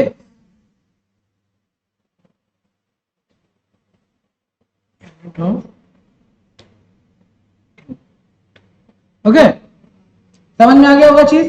अब सर इसका फॉर्मूला बताओ, सर इसका फॉर्मूला बताओ मेरे को तो इसका फॉर्मूला नहीं पता। फॉर्मूला, अब मेरा बात सुनो, MP का मतलब सर क्या होता है? MP का मतलब होता है चेंज। यस और नो? टोटल प्रोडक्ट में अगर आपका चेंज आएगा, बता देते हैं, चेंज इन इनपुट। एक बार ये चीज एक बार सिर्फ लिख ले, फिर एक्सप्लेन करता हूं। पहला फॉर्मूला क्या है, एमपी का मतलब होता है change in TP by change in input. दूसरा फॉर्मूला होता है, यस चेंज में डेल्टा है ना, तो डेल्टा का हम लोग चेंज बोलते हैं। तो तुम लोग चेंज लिखते, चेंज का मतलब अगर नहीं समझ में आ रहा डेल्टा का, तुम लोग को change in TP change in input, delta का मतलब। ओके, मैथमेटिशियन जो है तो उसको पता चल गया होगा डेल्टा का मतलब क्या होता है भाई। तो मतलब तुम छुपा रुस्तम है। अब देखो चेंज मतलब समझ में आएगा, तो डेल्टा का मतलब चेंज होता है, लिखने ऊपर। एमपी का एक और फॉर्मूला था, ये होता है टीपी माइनस टीपी। अगर सर यहाँ पे n होगा तो यहाँ पे n माइनस n माइनस 1। याद आ गया तुम लोग को, कल किया था ये वाला चीज। क्या है सर, ये ऐसा चीज बनता है। एक बार एवरेज भी निकाल लेते हैं, अभी बताते हैं, ये वाला फॉर्मूला एक्सप्लेन करेंगे। एक बार खाली लिख ले, एक्सप्लेन। अब लिखना है एपी। एपी का मतलब क्या होता है सर, एपी का मतलब होता है एपी ढिल्लोन का गाना। बड़ा मस्त गाता है बच्चा, एपी ढिल्लोन बड़ा अच्छा गाता है कि नहीं। इतना अच्छा अच्छा गाना निकाला ब्राउन मुंडे, बोलो ब्राउन मुंडे नाम सुना कि नहीं। देख, अगर तुम अमीर हुआ तो तुम ब्राउन, अगर तुम काला हुआ तो तुम्हारा नाम ब्राउन मुंडे। लेकिन अगर तुम गरीब हुआ, काला हुआ तो नाम बोलेगा कालू। अवस्था समझ में आ रहा है क्या है। तो गाना निकाल के भाई थोड़ा अपने लोग का सपोर्ट किया है, काला आदमी लोग। एवरेज प्रोडक्ट का मतलब पता है क्या होता है। अब बताओ, तुम लोग मैथमेटिक्स किया है ना क्लास 10 तक, एवरेज का मतलब क्या होता है, total divided sum of something divided by something, यही तो। एवरेज में आप डिवाइड कैसे करते हो पता है, यहां पे लिखते हैं एवरेज प्रोडक्ट का मतलब होता है it is total output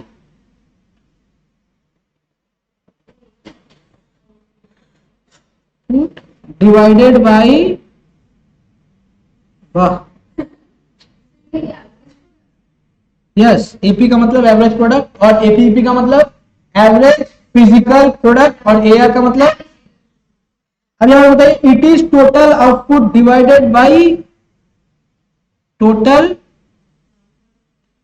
number of inputs. लिख ले एक बार।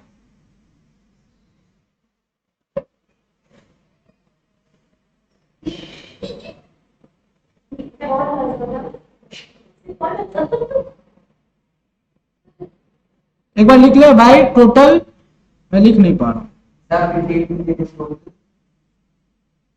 Total output divided by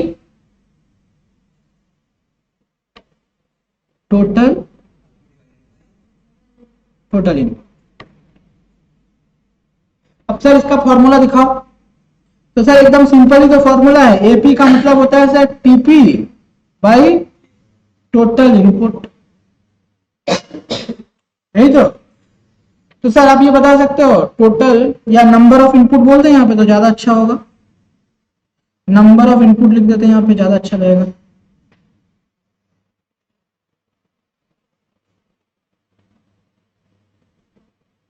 number of input.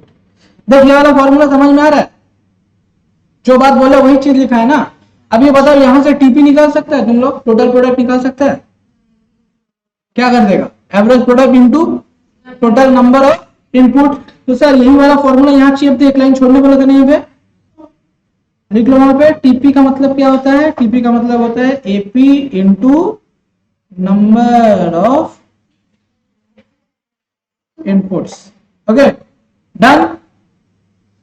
यहां तक का बात समझ में आ गया, खोपड़ी में आ गया था तुम लोग का। अब चलिए इस पे थोड़ा सा बात कर लेते हैं। एमपी निकालने का तरीका तुम लोग लिख लिया है, और क्या है सर, एपी का तो फॉर्मूला एक ही है, इसमें कुछ बोल नहीं सकते। अब चलिए तो और एक काम, अब थोड़ा सा एग्जांपल लेते हैं, सब कुछ बनाने का ट्राई करते हैं। इधर आ जाओ, एक एग्जांपल लेते हैं यहाँ पे। ये देखो लेबर, यहाँ पे लिख देते हैं लेबर, ठीक है। उसके बाद यहाँ पे ले लेते हैं टोटल प्रोडक्ट, यहाँ पे ले लेते हैं आपका एवरेज प्रोडक्ट और यहाँ पे ले लेते हैं एमपी। ओके, लेबर देखो आपके पास कितना है, 1 2 3 4। ओके, अब जब आप एक लेबर एम्प्लॉय कर रहे हो तो आपका टोटल प्रोडक्ट कितना हो रहा है पता है, 10। जो ही आपने 2 लेबर एम्प्लॉय किया तो आपका प्रोडक्ट हो गया 24।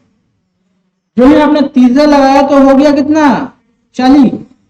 और लास्ट वाला किया तो कितना हो गया, 38। अरे ठीक है, अब मेरे को ये बताओ यहाँ पे एपी कौन कौन निकाल सकता है। सबसे पहले यहाँ पे कितना आ रहा है बताओ तो, एपी यहाँ पे कितना आएगा, पहला एपी बताओ सर। अगर सोचो, अभी तो एपी का फॉर्मूला करके आया ना, ये तो टोटल ही है ना, नाम क्या है, टोटल प्रोडक्ट। हम लोग को क्या चाहिए, एवरेज प्रोडक्ट। एवरेज प्रोडक्ट बताओ कितना है, पहला का एवरेज प्रोडक्ट एक जन बोल रहा है 10। दूसरा क्या होगा बताओ, दूसरा का 12। तीसरा बताओ,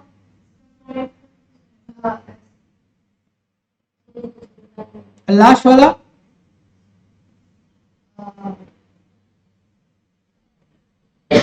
ओ सर क्या करा दे, कुछ तो समझ में ना आया यहाँ पे, यस और नो। कुछ नहीं किए हैं, इधर आके देखो।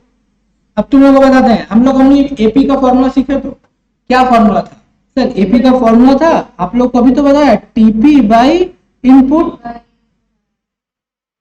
अब देखो ये जो पॉइंट है यहाँ पे टोटल प्रोडक्ट 10 है, इनपुट कितना है, 1 है, 10 डिवाइडेड 1 करेंगे कितना आएगा। दूसरा देखो यहाँ पे 24 है, 2 से डिवाइड करेंगे कितना आएगा। तीसरा क्या है, 40, 40 को 3 से डिवाइड करो कितना मिलेगा, 13.33। लास्ट वाला क्या है सर, बाई 4 कितना आ गया, 9.5। अब देखो यहाँ किसको किसको नहीं समझ में आया पूछ लो, फिर आगे बढ़ेंगे। ओए किसको किसको नहीं समझ में आया,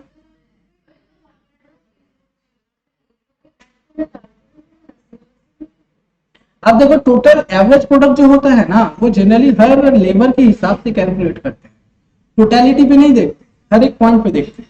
समझ में आ गया, whenever we are calculating total product, हर एक प्रोडक्ट के हिसाब से, हर एक लेबर के हिसाब से कैलकुलेट करते, एकदम टोटलिटी पे नहीं चेक करते। अगर तुम बोल रहे हो टोटलिटी पे चेक करना, देखो ना टोटलिटी पे भी तो आ गया तुम्हारे पास, ये वाला तुम्हारा टोटल हो रहा है केस। सी टोटल लेबर मेरे पास कितना है, 4, और तुम्हारा टोटल प्रोडक्ट कितना है, 38। तो हर एक का कितना आ गया, 9.5। समझ में आ गया, ये एक्चुअल में क्या होता है, हर एक लेबर वाइज हम लोग को एवरेज निकालना है। ओके,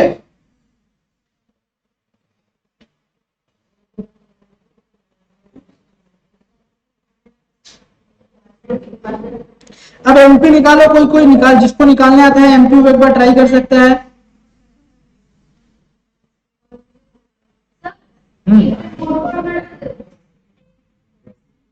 कोई भी फॉर्मूला जो तुमको समझ में यूज करो, देखो जो बन जाए। हाँ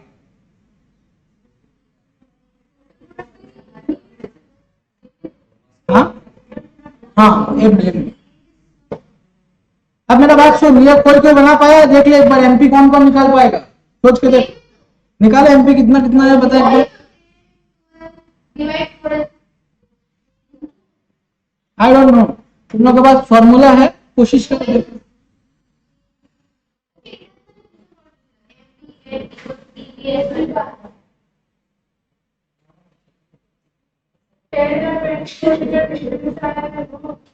तुमको तो पता नहीं है यार, तुम बताओ यार क्या हुआ। शाबाश, चलो मैं बात करूं, मैं लिखूं एक बार, जल्दी जल्दी लिख के बताता हूँ, फिर तुम लोग को फॉर्मूला एक्सप्लेन करूंगा। ये देखो मेरा यहाँ पे जब मैंने एक लेवल लगाया, सोच के देखना, सबसे पहले डेफिनेशन क्या बोलता है, डेफिनेशन ये बोलता है कि एक लेबर को एक्स्ट्रा करने से मेरा प्रोडक्ट कितना से बढ़ रहा है, ये सब लोग एक लेबर एडिशनल एम्प्लॉय किए हैं तो उससे मेरा प्रोडक्ट कितना से बढ़ गया, यही पूछना है ना। एमपी का मतलब नहीं होता तो जब मैंने एक लेबर लगाया तो मेरे को प्रोडक्ट कितना मिला, तो लिखो यहाँ पे, जब मैंने दूसरा वाला लेबर लगाया तो मेरे को कितना मिला, 24 नहीं मिला, दूसरा लेबर मेरे को कितना दिया, पहला लेबर 10 दे रहा था, दूसरा इसका लगाओ तो कितना लाके दिया वो, तीसरा वाला कितना लाके दिया,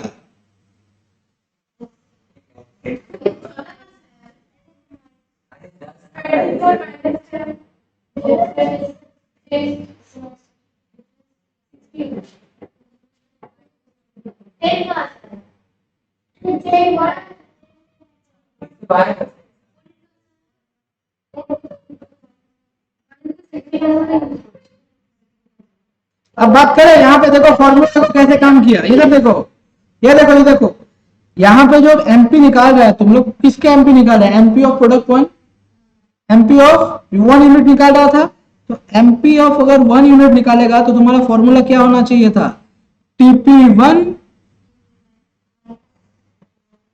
तो यहाँ पे क्या होना चाहिए सर, यहाँ पे होना चाहिए था आप लोग के एक्चुअल में टीपी1 होना चाहिए था माइनस टीपी1 माइनस 1, यस और नो, तो मतलब सर क्या आ रहा है, टीपी1 में 10 था और टीपी1 में तो कुछ था ही नहीं, 0 था, तो अब एमपी1 कितना आ रहा है, सपोर्ट किया आंसर।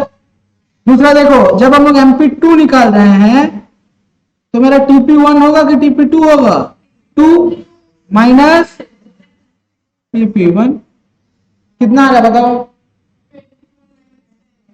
यहां पे दिख रहा है 24 माइनस,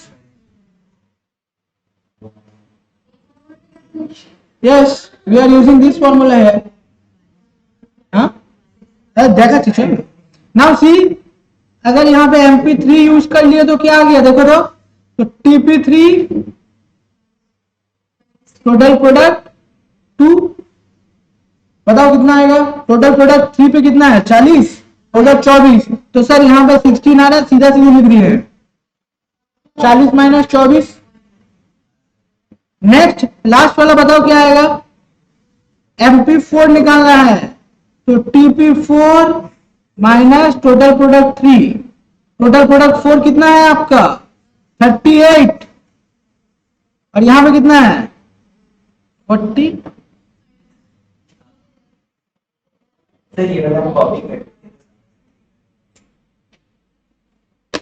कॉपी इसको करना है, कर ले, समझ में आ जाएगा ये वाला चीज। अच्छा कॉन्सेप्ट 4 पे बात करते हैं, अब कॉन्सेप्ट 4 आपका है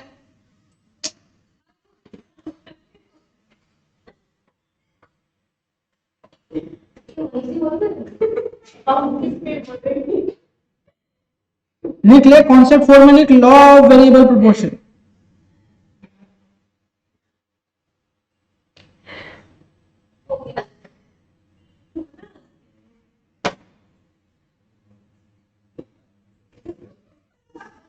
ना ये जो क्वेश्चन है ये 5 नंबर के एलिमेंट है, ये जो आपका क्वेश्चन है ये 5 नंबर के एलिमेंट है, इस चीज को आप लोग को समझना है। तो सबसे पहले सुन लीजिए, इकोनॉमिक्स में जब भी हम लोग कोई भी लॉ पढ़ेंगे दैट्स उस लॉ का एक बेस होता है, वो लॉ का बेस क्या बताता है आप लोग को याद है कि नहीं, तो लॉ में सबसे पहले आप लोग को क्या पढ़ना होता है, assumption, what are the assumption, उसका अजम्पशन क्या है, दूसरा में हम लोग उसका स्टेटमेंट पढ़ते हैं, तीसरा में एक्सप्लेनेशन पढ़ते हैं, चौथा में उसका डायग्राम भी देख लेते हैं और लास्ट में लिमिटेशन का भी बात करना। जनरली जो लिमिटेशन होता है वो अजम्पशन का ही होता है, अजम्पशन को हम लोग उल्टा कर देते हैं तो लिमिटेशन निकल के आ जाता है। तो सर अजम्पशन पर मैं डिस्कशन नहीं कर रहा हूं क्योंकि हर किताब में अलग अलग टाइप का डिस्कशन है, तो वो अजम्पशन आप लोग सेपरेटली देखेंगे, लेकिन जो मेन मुद्दा है ये एक्सप्लेनेशन का, लॉ ऑफ वेरिएबल प्रोपोर्शन क्या बोलता है, सबसे पहले ये जानना बड़ा जरूरी है। तो ये जान लीजिए लॉ ऑफ वेरिएबल प्रोपोर्शन होता क्या है। Sir law of variable proportion ये एप्लीकेबल होता है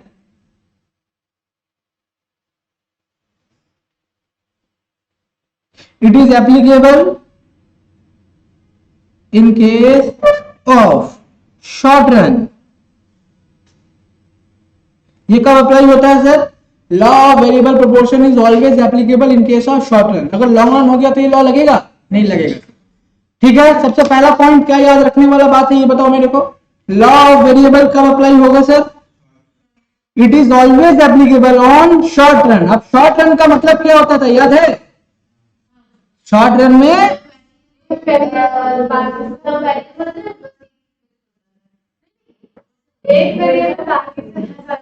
समझ में आया तुमको, याद है क्या क्या था, शॉर्ट रन में होता क्या है, सिर्फ एक ही चीज को हम लोग बार बार चेंज करेंगे, बाकी thing remaining what that will remain constant, यही वाला बात है ना।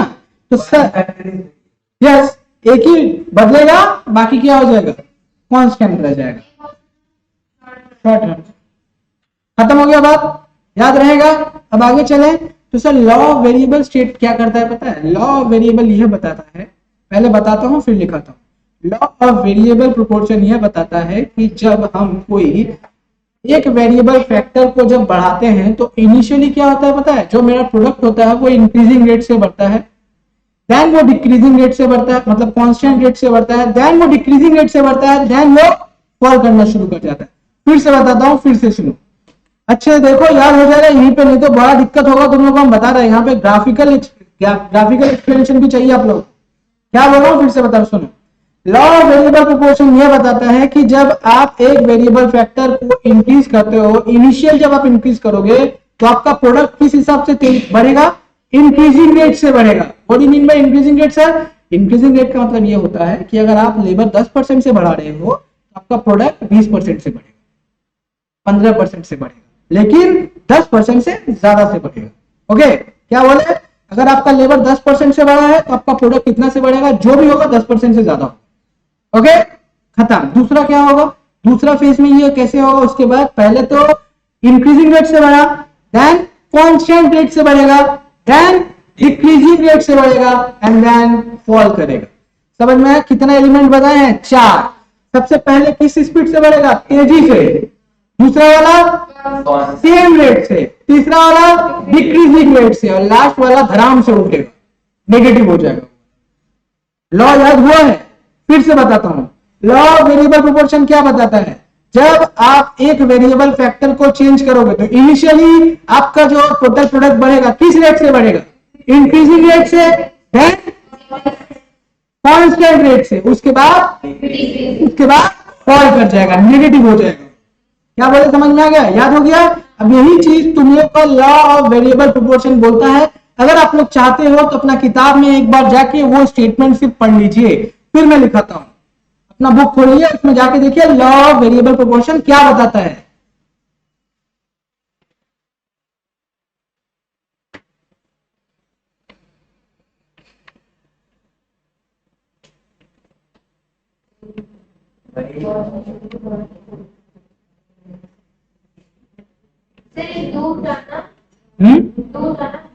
हम्म।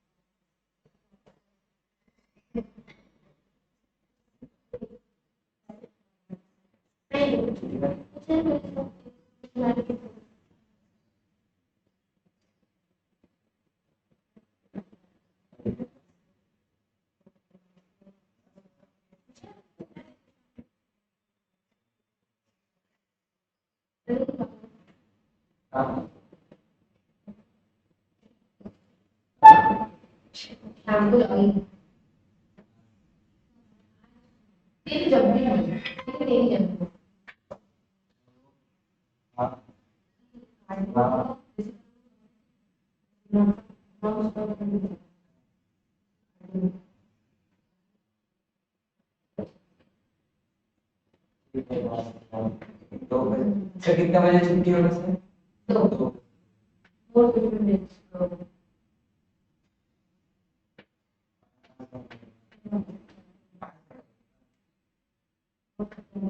ठीक है,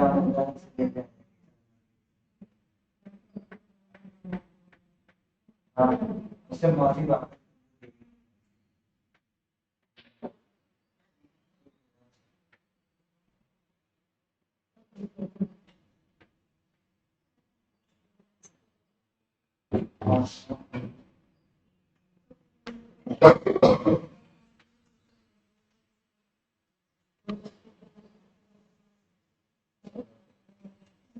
देख ले, जो चीज बोले हैं वही चीज लिखा है, एक बार देख ले। याद हो रहा है कि नहीं तुम लोग को? In short run when one factor is increase, ये अपवर्ड एरो का मतलब क्या होता है? Increase, others held, others held constant. TP at first increases at increasing rate, then increases at constant rate, then increases at decreasing rate, reaches maximum and then fall. क्या बोला समझ में आया? यही कहानी लिखा है और कुछ नहीं. एक बार लिख ले इसको, फिर इसको ग्राफिकली बताएंगे. लिख ले, एक बार बता रहा हूं. हाँ, In shorthand, when one factor is increased, arrow upward arrow का मतलब increase या increases.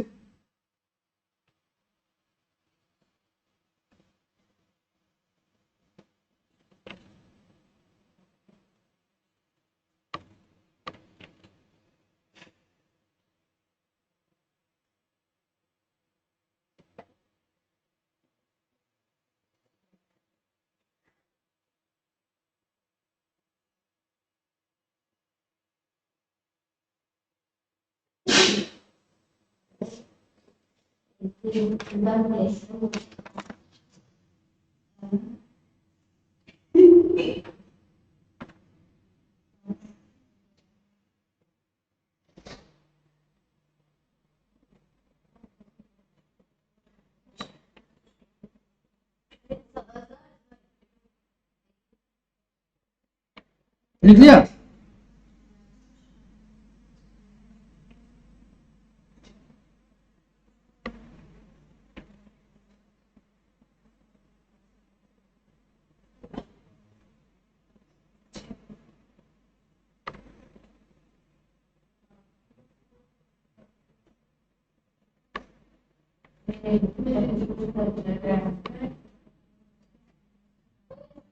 Okay, done.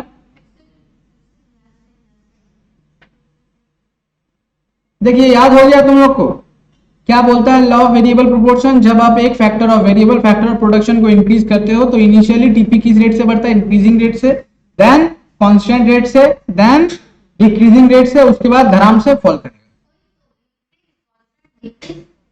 बस समझ में आ गया, याद हो गया, पैटर्न में है. अब चलिए सर इसको एक बार एक्सप्लेन करते हैं टेबुलर रिप्रेजेंटेशन से. कुछ डेटा लेते हैं, हाइपोथेटिकल डेटा, उससे आप लोग को ये समझाने का कोशिश करेंगे कि एक्चुअल में ये लॉ काम कैसे करता है. ओके, एक बार तुम लोग हेडिंग देना शुरू करो. तुम्हारा कॉपी है तो उस कॉपी में नेक्स्ट पेज में चलिए. एक तो बड़ा थोड़ा सा स्पेस लेना.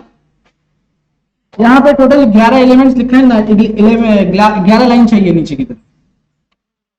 तो एक बार सबसे पहले ये देखिए, एक बात सुनिए मेरे हिसाब से. देखिए, एक बार देखिए, जब भी हम लोग कोई सामान बनाते हैं तो अपने लोग एग्जाम्पल में क्या लिए हैं? दो ही चीज लिए हैं. क्या क्या लिए हैं सर? एक तो लेबर है, एक तो कैपिटल है. कैपिटल का मतलब अपने लोग मशीन समझ रहे हैं यहाँ पे. अब देखिए सर, आप लोग का शॉर्ट रन में क्या कैपिटल बदलता है? शॉर्ट रन में कैपिटल क्या बदलता है? नहीं, कैपिटल फिक्स रहता है. सिर्फ एक ही चीज बदलेगा, उसका नाम क्या है? लेबर. अब चलिए सर एक चीज करते हैं, यहाँ पे सिर्फ लेबर का कॉलम बनाते हैं. एल फॉर लेबर, के for capital, TP, AP and MP. Okay, अब मेरा कहानी सुनो. के तो हमेशा कांस्टेंट रहने वाला है, यस और नो?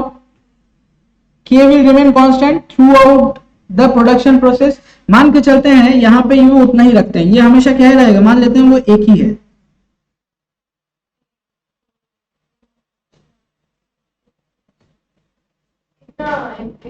ग्यारह हो,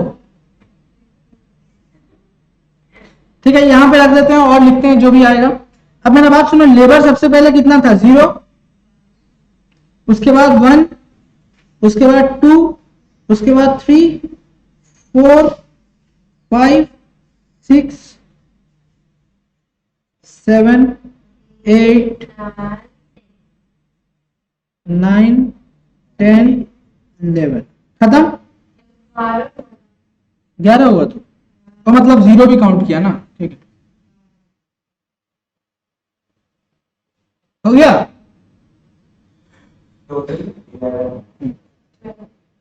बस 0 का काउंट करेगा तो 12 हो जाएगा. देखिए, दिख रहा है क्या तुम लोग को? देखो तो एक बार, पूरा एक बार स्क्रीन में लेने से नहीं दिख रहा होगा. हाँ, 0 से 11 दिख रहा है क्या? थोड़ा सा जूम ही करके रखते हैं इसे. ठीक है, रख. अब आ जाओ, मेरा टोटल प्रोडक्ट पहले राउंड पे लेबर लगाए नहीं तो कुछ प्रोडक्ट मिलना चाहिए मेरे को. सोच के बताओ, ना मिलेगा कुछ तो वो तो सर आप लोग को सोच के लिखना पड़ेगा. वो मैं सोच के लिख दे रहा हूँ. 0, दूसरा आ गया 10, उसके बाद लिख लीजिए 24, फिर लिख दीजिए 41, उसके बाद आप लोग लिख लीजिए 56, फिर लिख लीजिए 70, फिर 78, then 84, then 88, then 90 and then 88। Okay, ये डेटा तुम्हारे पास। दो करके वो 5 हाँ, अब देखो यहाँ पे चीज सब आ गया तुम लोग के पास, देखो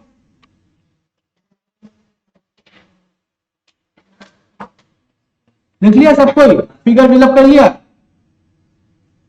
अब तुम लोग को एपी निकालना है, निकाल सकता है एपी, फिलअप करो उसको, एपी जल्दी जल्दी निकाल के दे दो, एपी दिलाओ।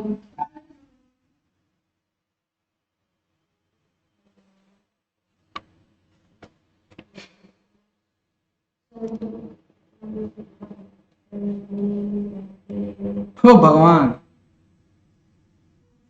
लिख लिया?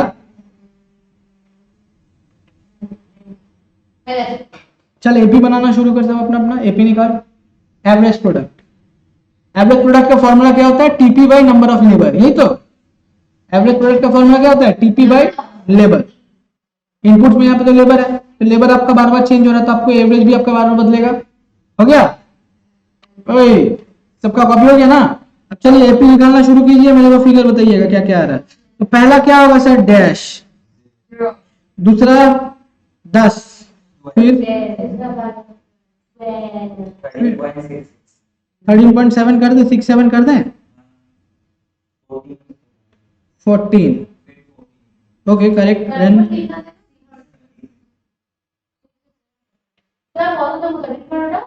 13.7, 67।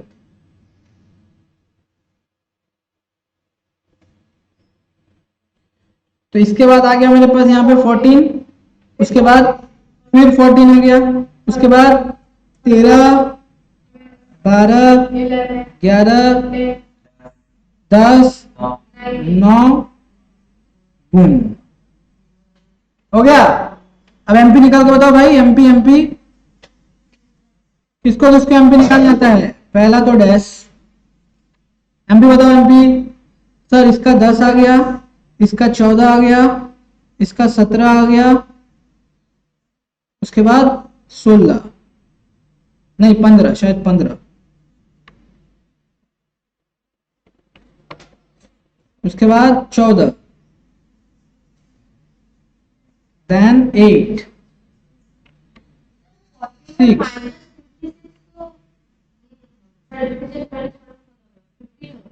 আমি কি করেছি? 6, 4, 2, 0 एंड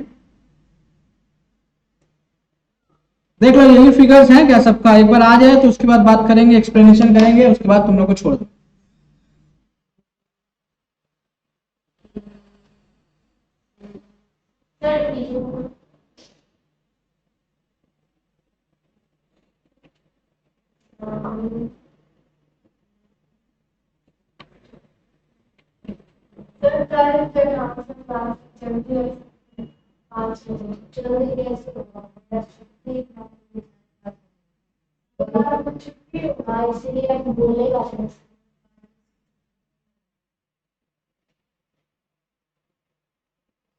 लिख ले जल्दी से। चल आज आप इसको एक्सप्लेन करते हैं, जो तुम लोगों ने पढ़ा है उसको एक्सप्लेन करेंगे। सबसे पहले ये बात सुनो, यहां पे जो चीज है तुम लोग एक चीज नोट करो, एक चीज यहां पे नोट करो। सबसे पहला चीज जो बता रहा हूं अच्छे ध्यान से सुनो, पीपी, एपी, एमपी, ये तीनों में, अगर तीनों में तुम लोग से कोई पूछता है यहां पे डिपेंडेंट कौन है, टीपी, एमपी और एपी, इसमें इंडिपेंडेंट कौन है, डिपेंडेंट कौन है, देख के बताइए। एपी और एमपी क्या बोल रहे हो तुम लोग? डिपेंडेंट। अब ये बताओ कौन कौन ये बात से सहमत है? सब कोई सहमत है? अब हम तुम लोगों को गलत प्रूफ करता है, मैं बताता है सुनो। यहां पे सिर्फ एक ही एलिमेंट इंडिपेंडेंट है, that is MP. Yes, only MP is in independent, इसके अलावा सबका सब डिपेंडेंट है। सोच के बताओ, एक लेबर जब एम्प्लॉय हो रहा है तो वो कितना मटेरियल लाके दे रहा है? 10, दूसरा 14, तीसरा 17, उसके बाद वाला 15, इसी को जोड़ के तो आप टीपी निकालते हो। सोच के बताओ क्या बोल रहे हैं, समझ में आ रहा है? हर एक आदमी कितना काम कर रहा है, हर एक आदमी कितना प्रोडक्ट बना के दे रहा है, ये मेरे पास आ गया। ये किसी बात पे डिपेंड करता है क्या? हर एक आदमी कितना माल बना के देगा? नहीं। लेकिन टोटल प्रोडक्ट किसके ऊपर डिपेंड करता है? एमपी पे। यस और नो? खत्म बात। दूसरा एपी किस पे डिपेंड करता है? टीपी पे, क्योंकि एपी का डायरेक्ट कहां से वैल्यू आता है? टीपी से। अगर टीपी बढ़ेगा तो एपी भी बढ़ेगा, अगर टीपी गिरेगा तो एपी भी गिरेगा। टीपी एपी डिपेंडेंट हुआ ना। लेकिन इसमें सबसे बड़ा हीरो कौन है? इस तीनों में सबसे बड़ा हीरो कौन है? MP is the major hero. उसके बाद कौन आता है फिल्म में? उसके बाद कौन आता है? एपी। तो अगर इसको मैं कैटेगराइज करूं तो तुम्हारा फिल्म का हीरो कौन है? एमपी। उसका हीरोइन कौन है? टीपी। और विलन कौन है? समझ में आया? यही है तुम लोग का फिल्म। अब इस फिल्म को एक्सप्लेन करते हैं। सुनो, सबसे पहले यहाँ पे देखो कुछ कुछ पॉइंट है, कुछ कुछ जगह पे मार्किंग करना है तुम लोग को। ये डेटा विजिबल है तो अब आ जाओ। सबसे पहले ये देखो तो यहाँ जो 17 नंबर है ना, 17, यहाँ पे एमपी में जो 17 है उस पर मार्किंग करो। हाँ वही मार्क कर दो, अंडरलाइन कर दो, जो भी करना है तुम लोग कर लो। फिर यहाँ पे 2 पे आ जाओ।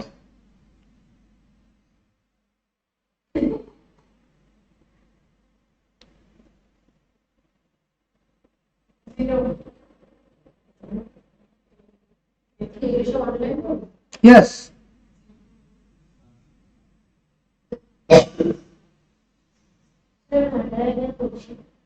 हो गया खत्म। अब इधर आओ, मैं तुमको कुछ चीज बताता हूं, सुनो अच्छे से, ध्यान से सुनना यहाँ पे पॉइंट।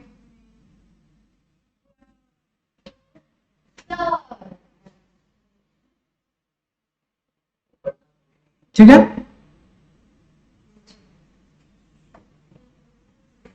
अब बताएं, बात शुरू करें। अब मेरा बात सुनो। सबसे पहले यहाँ पे एमपी को कंसीडर करो। किसको? एमपी को कंसीडर करो ना। इधर देखो, मेरी तरफ देखो, डेटा को भी देखना है। अब मैं जो जो बोलूंगा वो सुनना भी है। सबसे पहले देखो यहाँ पे जीरो से, आपका जीरो से मतलब डैश से 17 तक देखो तो यहां से यहां तक आप देखिए, यहां से यहां तक एमपी राइज कर रहा है कि फॉल कर रहा है? MP is what? Rising. Just correct. उसके बाद से देखो तो क्या हो रहा है? 17 के बाद से यहां से यहां तक क्या कर रहा है? फॉल। जीरो पे क्या है देखो तो एमयू, यहाँ एमपी यहाँ पे क्या हो गया है? 0। और लास्ट में क्या हो गया है? एमयू नेगेटिव हो गया। यही तो बात समझ में आ रहा है? मैं जो बात बता रहा हूं पहले ध्यान से सुनो। सबसे पहला पॉइंट क्या है? एमयू की एमपी क्या था? इंक्रीज कर रहा था। दूसरा में फॉल कर रहा था, लेकिन क्या था? पॉजिटिव था। और तीसरा 0 हो गया। उसके बाद नेगेटिव हो गया। अब इस चीज को नोट करो, मैं जो बता रहा हूं ये रूल बाद में देखना, मेरे तरफ देखो और सोचो। अगर हर एक लेबर आपको एक्स्ट्रा प्रोडक्ट बना के दे रहा है, हर एक लेबर आपको अगर एक्स्ट्रा प्रोडक्ट बना के दे रहा है, तो आपका टोटल प्रोडक्ट बढ़ेगा कि घटेगा? बढ़ेगा, करेक्ट। अब ये बताओ कैसे बढ़ेगा? इंक्रीजिंग रेट से बढ़ेगा कि डिक्रीजिंग रेट से बढ़ेगा कि कांस्टेंट रहेगा कि डिक्रीजिंग रेट से बढ़ेगा? ये वाला बात सोचने वाला, ध्यान से सोचो। ये बोल रहा है डिक्रीजिंग रेट से बढ़ेगा, तुम बताओ। डिक्रीजिंग रेट से, तुम बताओ बाय डिफॉल्ट आउट। उसी काल उल्टूस की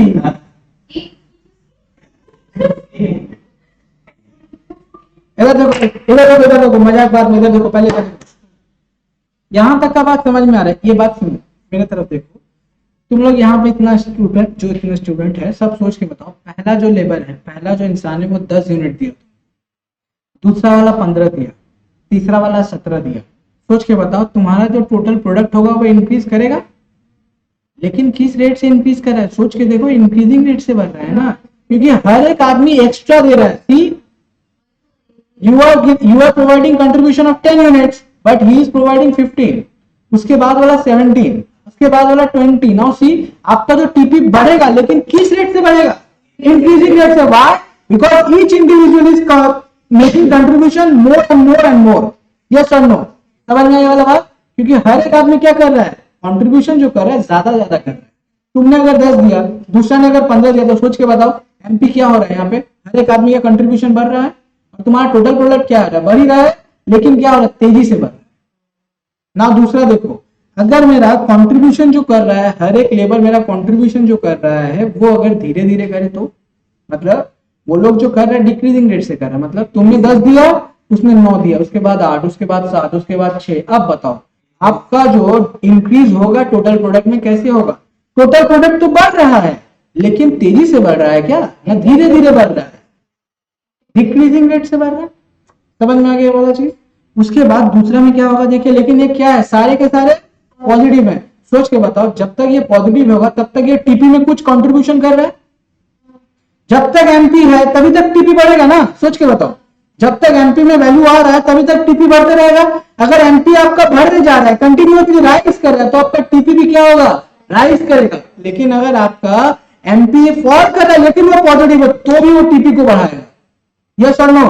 क्योंकि हर एक लेवल कुछ ना कुछ कंट्रीब्यूट कर रहा है, जिससे क्या है, टीपी बढ़ते जा रहा है, लेकिन उसका बढ़ने का जो तेजी है वो क्या हो गया है, स्लो डाउन हो गया। समझ में आ गया? Increasing rate, decreasing rate, constant rate and fall. उसके बाद लास्ट वाला देखो, उसके बाद क्या हो गया, वो रुक गया है एंड देन धड़ाम से फॉल। अब ये बताओ, हम लोगों ने रिलेशन पढ़ा था, एक रिलेशन पढ़ा था, एमयू जब तक पॉजिटिव होता है तब तक टीपी क्या होता है, इंक्रीज करता है। जो ही एमयू या एमपी 0 हो जाता है तो आपका टीपी क्या हो जाता है, मैक्सिमम। और जो ही आपका एमपी नेगेटिव हो जाता है तो आपका टीपी क्या हो जाता है, फॉल।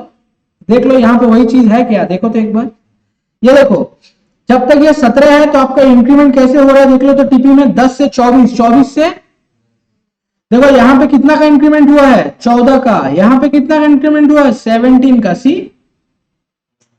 इंक्रीमेंट कैसे हो रहा है, तेजी से हो रहा है। देखो 14, 17, लेकिन इसके बाद से खेला देखो क्या हो गया, 15, 14, 8। नाउ सी, यहां से क्या हो गया, आपका जो टीपी का रेट हो रहा है इंक्रीज का, वो क्या हो गया, डिक्रीज। किंतु वो बढ़ रहा है, किंतु वो बढ़ रहा है। कब तक बढ़ रहा है सर, देखिए ये देखिए, यहां तक बढ़ा, जब तक वो 0 नहीं हो जाता तब तक वो क्या है, बढ़ रहा है। जो ही 0 हो गया तो वो कहां पे पहुंच गया, अपना पीक पे। कहां पे, पीक पे। इसके ऊपर वो जा नहीं सकता। और जो ही ये नेगेटिव हुआ तो क्या हो गया सर, देख लो आराम से गिरना शुरू हो गया, 90 से 88। तो सर इससे एक रिलेशन बना सकते हो, सोच के बताओ क्या रिलेशन बनेगा, तुम लोग सोच के बता सकते हैं relation between TP and MP? सोच के बता सकता है क्या होगा सर? ये देखो, TP is increasing at increasing rate. TP increasing rate से बढ़ रहा है कब, जब आपका एमपी क्या है, इंक्रीजिंग। यस और नो? जब आपका एमपी बढ़ रहा था टीपी भी बढ़ रहा था, लेकिन कैसे बढ़ रहा था, तेजी से। लेकिन दूसरा क्या हो गया, टीपी इज इंक्रीजिंग एट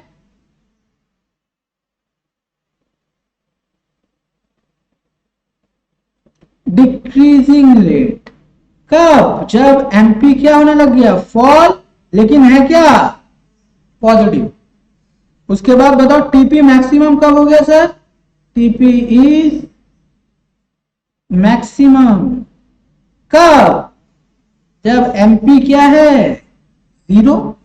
और लास्ट वाला क्या है सर, टीपी क्या हो गया है, TP is falling when MP is negative. हो गया, रिलेशन समझ में आया ये वाला? देख, उसको किसी को नहीं समझ में आया तो पूछ लो।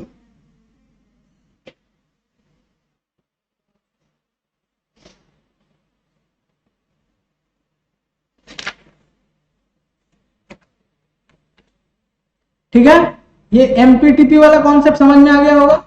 एक क्लास और लगेगा ये चैप्टर को खत्म करने में, उसके बाद ये चैप्टर भी ओवर।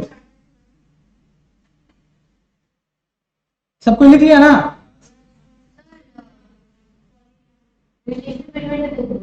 ओके,